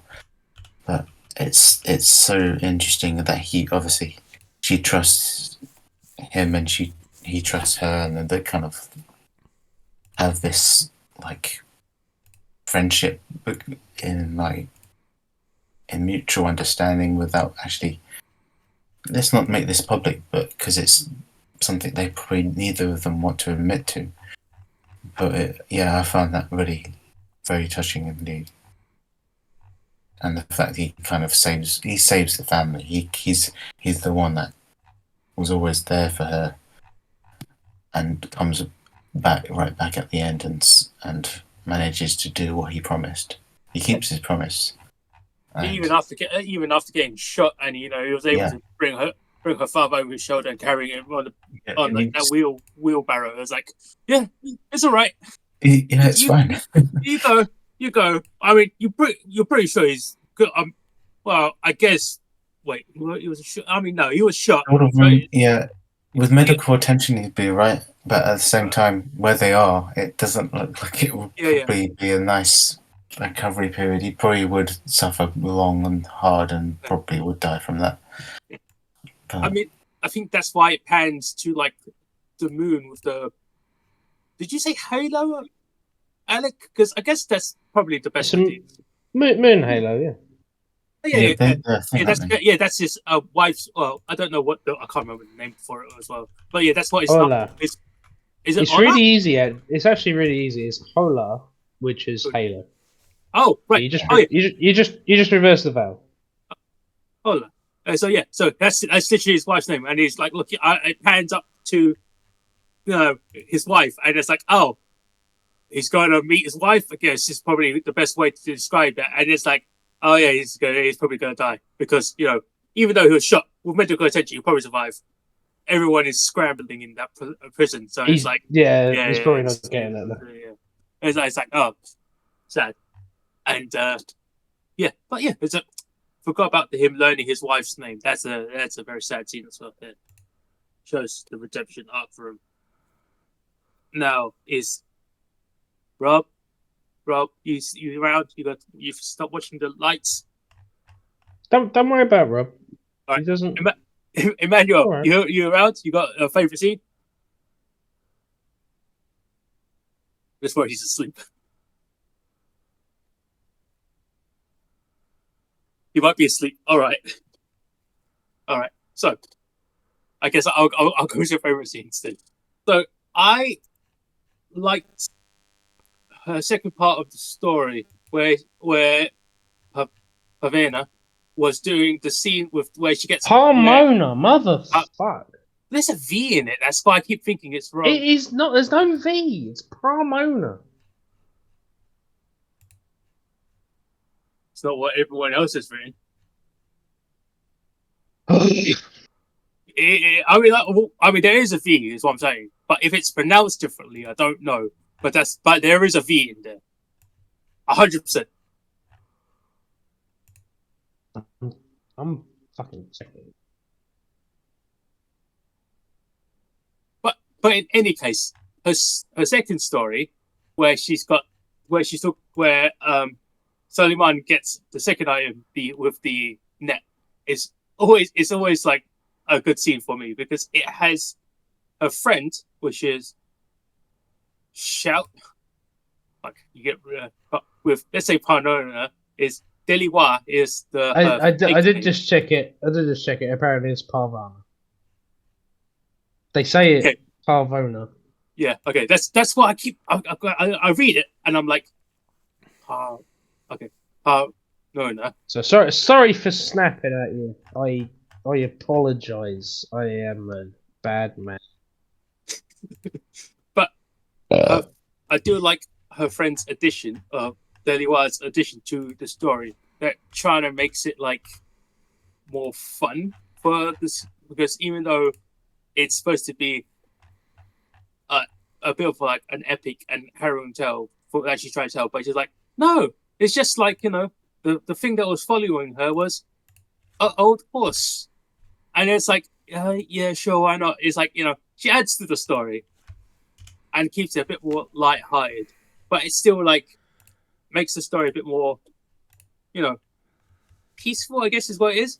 I mean, he gets afterwards. Suleiman gets thrown down a well that's cursed with lots of like zombie skeleton ghosts and emeralds. But it's like, I mean, like we'll try to make do with what we can, and it's just like shake and get more of the emeralds to fall down, and we can like climb up on top of the emeralds to do the thing. It's like it seems like there was character development in her actual story, which is nice because there is like that little like semi after credit scene where you see Suleiman with the horse and the seeds walking back to the village, and I was like, that's a very nice little like bit at the end. It like sort of like concludes not just her story in real life where she's reunited with her family, but it concludes the story of what she was trying to portray and tell.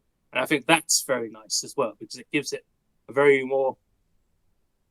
It has a good finish. I don't know how to. It has a good end to it. It feels more. It has a tidier end. Is probably what I'm trying to say. Yeah, it has a tidier end for it, and I feel like that seems a lot more nicer than it is. And as everyone just went off to watch the Northern Lights because the Ben's gone off as well now. Oh, I can't see shit.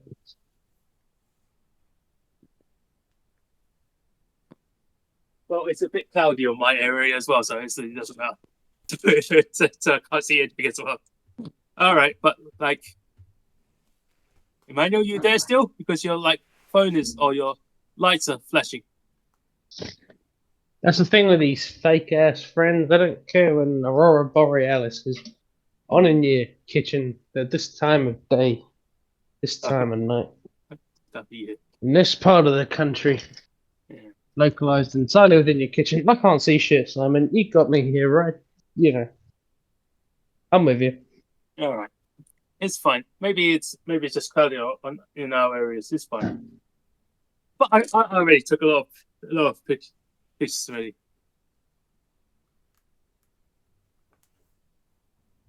Same.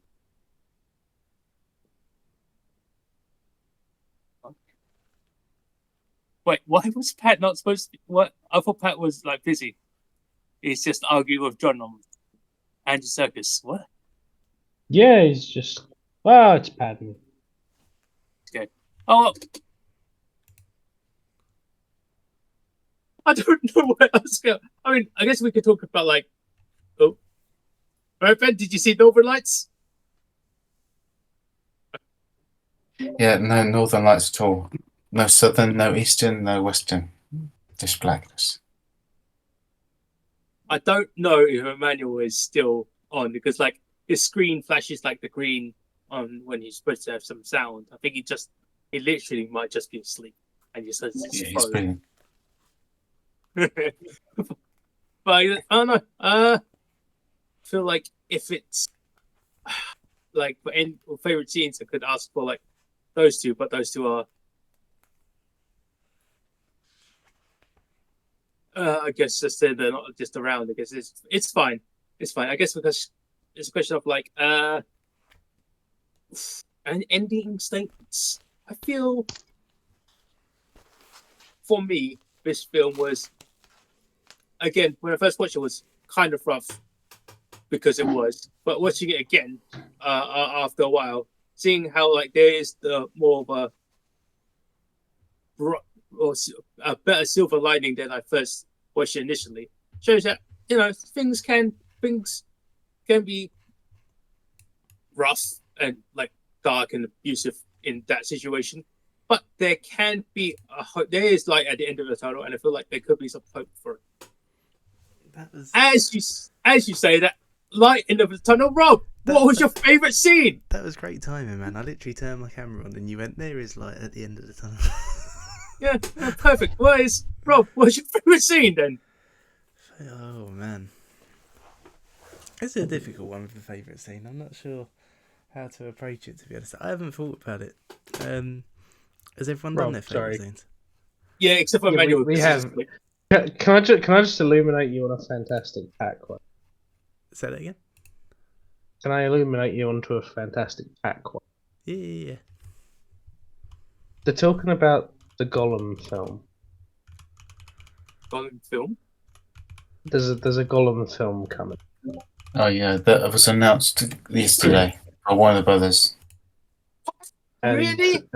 And Pat said, "I'm all for it Pat said, "I'm all for it if it's done well." And I said, "What does done well mean?" And he said, "Precisely what the statement implies."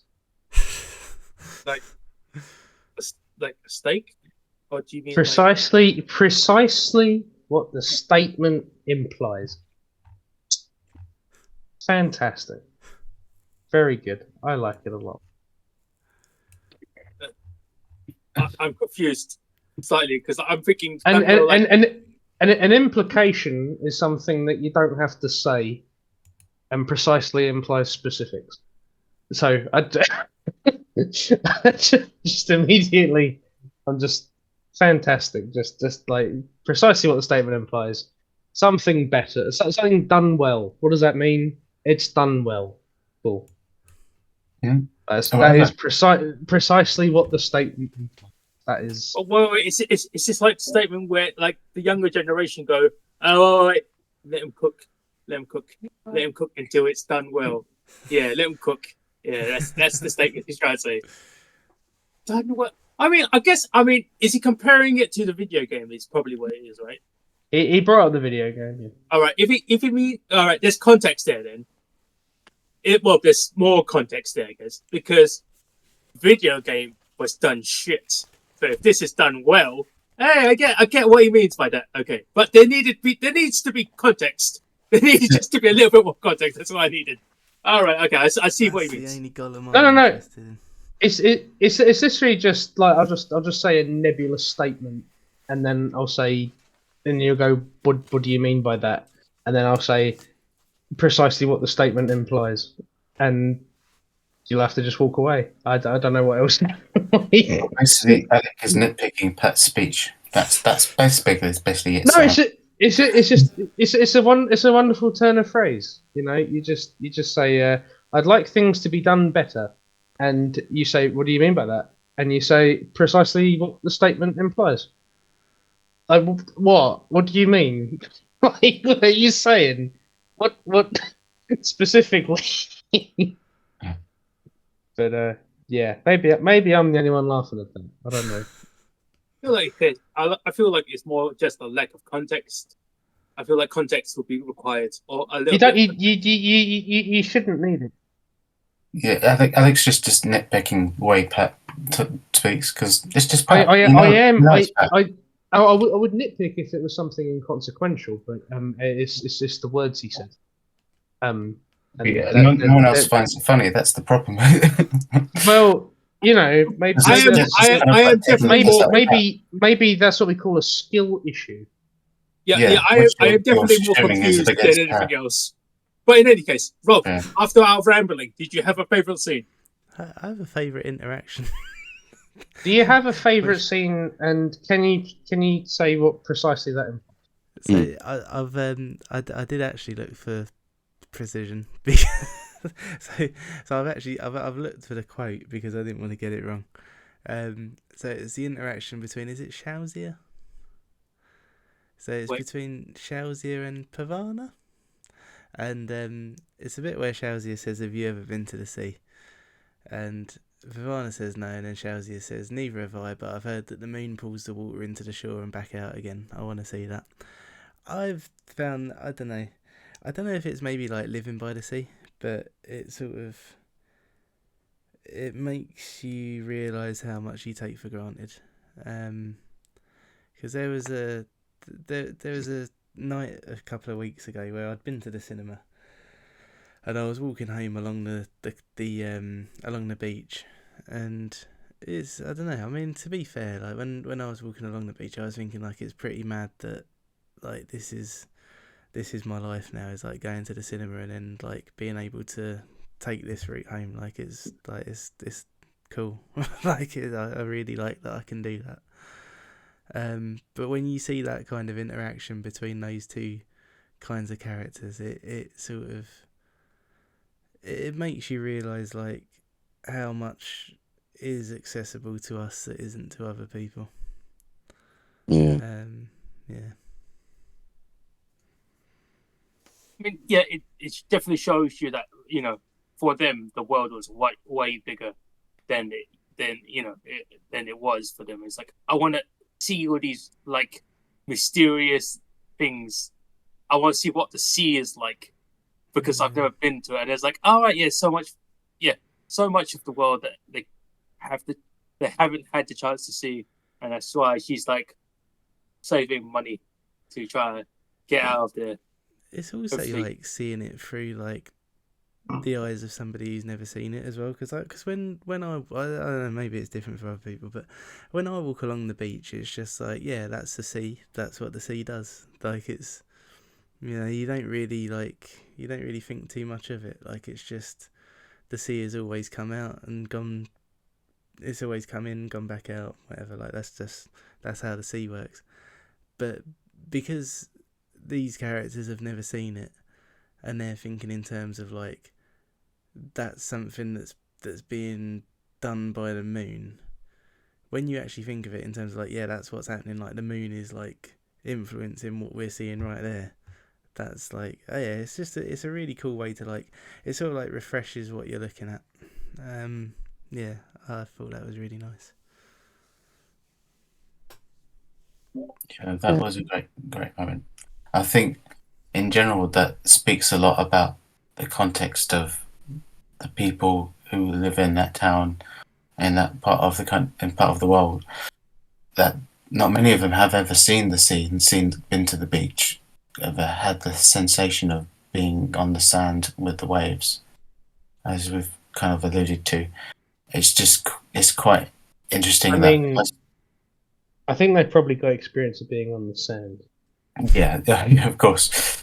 It's just more like the sea is such a foreign thing if you've never heard of it. If you've heard of it but never seen it, it's kind of like, wow, this is mad. There's like this vast ocean of, and yeah, it's quite a Those, nice dream that they have. The those Welsh. lucky bastards. Hmm? Emmanuel, what was your favourite scene? If you're I'd be around so them. much happier if I'd never seen the sea or nearly been drowned by the sea. Oh, hey, got an extra Sam? person. We got an extra mystery person. Hey, what's up? Sam, what did you think of the Breadwinner? Didn't watch it. I pressed something by mistake. Sorry, guys. No, come on, Sam. You're in it now. Come on. What did It's, you think of the it's, Breadwinner? it's nice to hear your voice. I thought it was Oh, shit, I guess. stop flirting. Right, I'm going to bed. Night, guys. No. No, Sam, no, come on. What is this? So funny. I should be. I just right. Uh, probably, I'm back. I don't know how long I was gone for. Probably been about 30 minutes. Yeah, the Probably quick been nip. about 3 months. Yeah, this is like Breadwinner, the remake we're talking about now. This is the 2033. It's like, oh, that's What because year is it? um, and favorite scene. I think, ish. I think oh yeah, I know what name you're trying to say, Bob. There's Shazia or Deloa, like either of their names. They're very different. Yeah, I think for a moment I was just thinking who. Who, I was trying to remember their name, remember the character's name. But anyway, it's.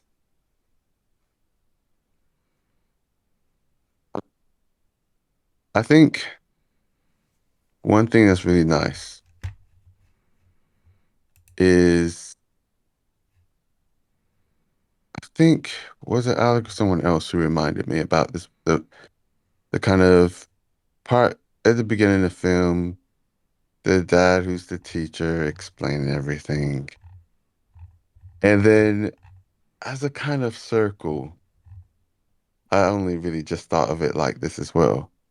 At the end, you've got the student, the child telling the dad the story, but in a way to kind of console him for just everything that's happened, but also to kind of like, also for herself and for, it's just, I say, and for us, I know, it's just a great moment.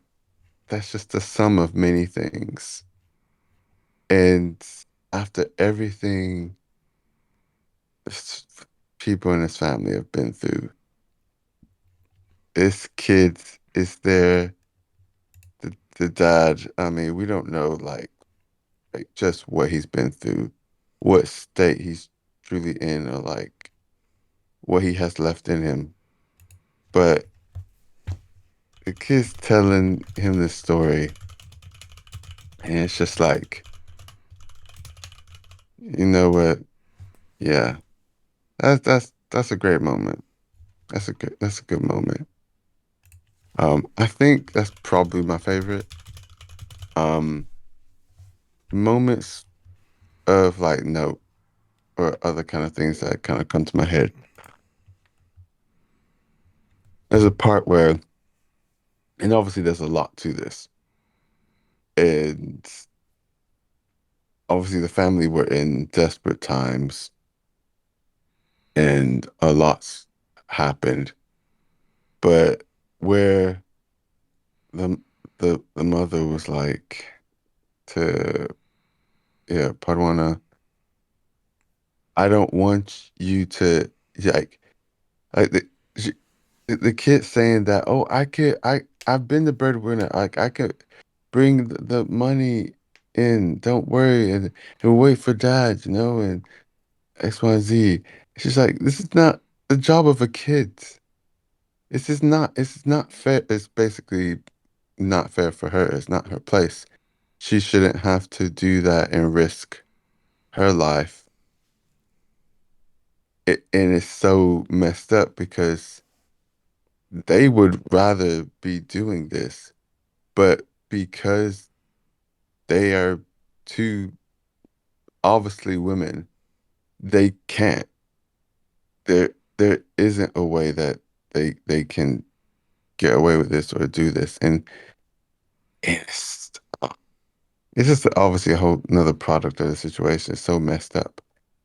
And the fact that when the older daughter is saying, let her go, is also filled with the kind of weight of you need to let her do what her heart is set in, even knowing you may never see her again. And that is, oh, sorry, I know this film is filled with so many things that are just like hard and deep. Just, yeah, it's one of those moments that really cut. It's just like, oh, oh man. And sorry, it's just making me think of lots of different moments. Like even I just remembered the moment when Dalawa says to Padwana, sorry, like I can't come with you.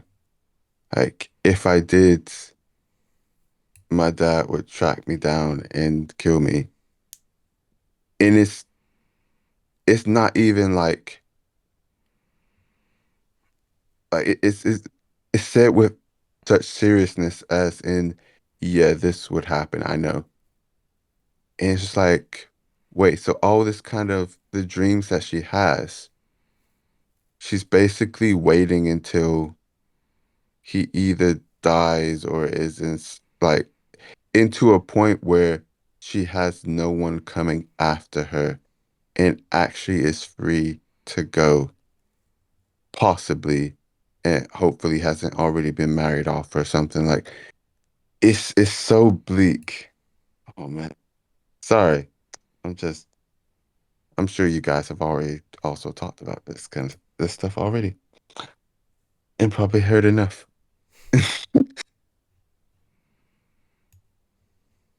Anyway, yeah, I'll stop there. But yeah, that was my favorite scene, the first one I mentioned.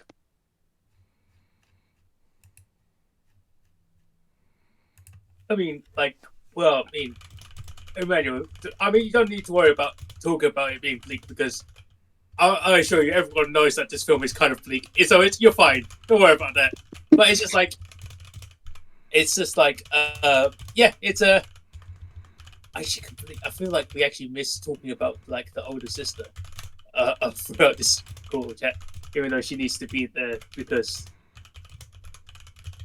she's the one that's supposed to be married off to one of the cousins, and that's how they were supposed to be being used as a ticket to get out of that particular state. So I was Yeah. like, oh yeah, I forgot about that. Yeah, because like there's a whole situation there. I forgot we didn't really talk about as well. But yeah, I guess that's like as the ending statement was like this film is tragic and sad, but there is some hope, and I feel like that it. I feel like it can still be like it's still an enjoyable film in itself. And from what I understand, there are certain changes from what the book was, but generally speaking, it's Mm. still quite it's still quite faithful from what people have said. And it's like, oh yeah, there's changes, but it's still generally quite faithful to the book. So if you want to read it, you can probably read the Breadwinner. Mhm. But reading is for nerds, so that's fine. Thank you. saying about Okay. saying about the older sister, you you reminded me. I appreciate like the animators because you can see when the So much mom brings, monobrow. when the when the mother brings up obviously what arrangement she's sorted out with Padwana, and she's like, "Wait, what?" And you can see the expression, like I know the sister's face, and it's just like it it conveys completely like we already knew before this as the audience, obviously, and being older as well. Like we knew what was going on. We knew what was happening. You could see her expression every time, just the weight of I've got to do this. There was not a single word of complaint. It was just a this is how we will survive. If I do this, like my whole family who's left will be able to live.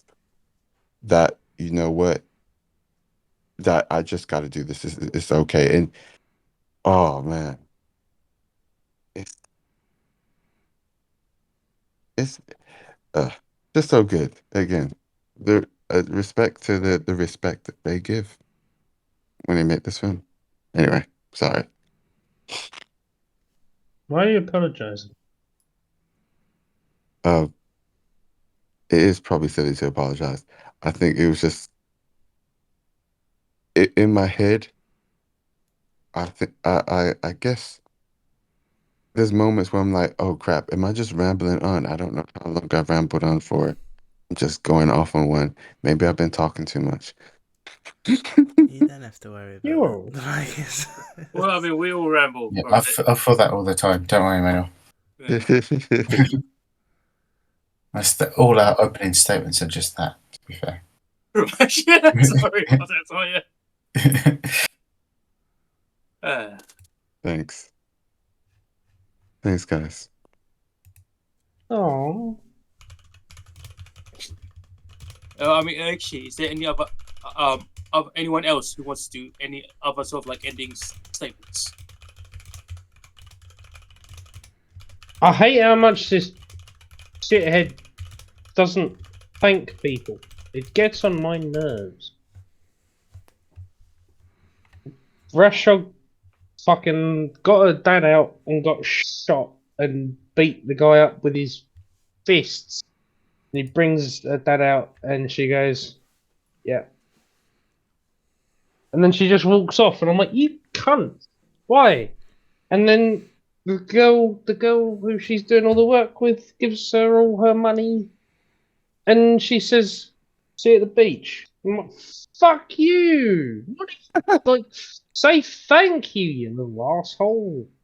I mean, she is only supposed to be 11. Maybe she doesn't have like. I don't give a fuck. I knew to say thank you when I was 11. Yeah, but that's only because you had your one-legged old bearded dad to teach you to say thank you. Who told you where my? that was going. Yes, she did. She absolutely. My dad's got two legs. I'm sorry. I'm sorry. It's just like yeah, but like because he was gonna teach her to say thank you that night, but I got took away to prison, so he hadn't had a chance to say no. I'm gonna teach my kids to say thank you. Yeah. Yeah, I feel like I'll give her like I'll give her a chance because she is only 11 in this. The charger. You've got all charged. It just bothered me after the first the second, I didn't notice it so much the first watch, but then the second watch, I was like, "You don't fucking say cheers." Like, obviously, cheers, mate, is obviously like not great, but it's better than nothing.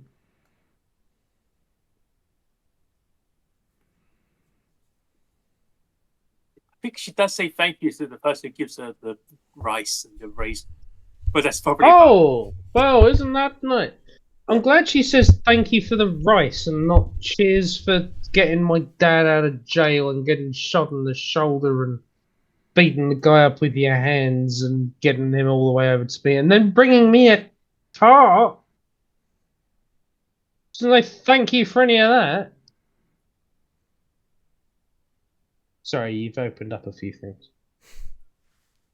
Anyways, any other ending statements or closing statements you guys have? Or shall we Yeah, fucking Pub, whatever her fucking name is, get on my nerves.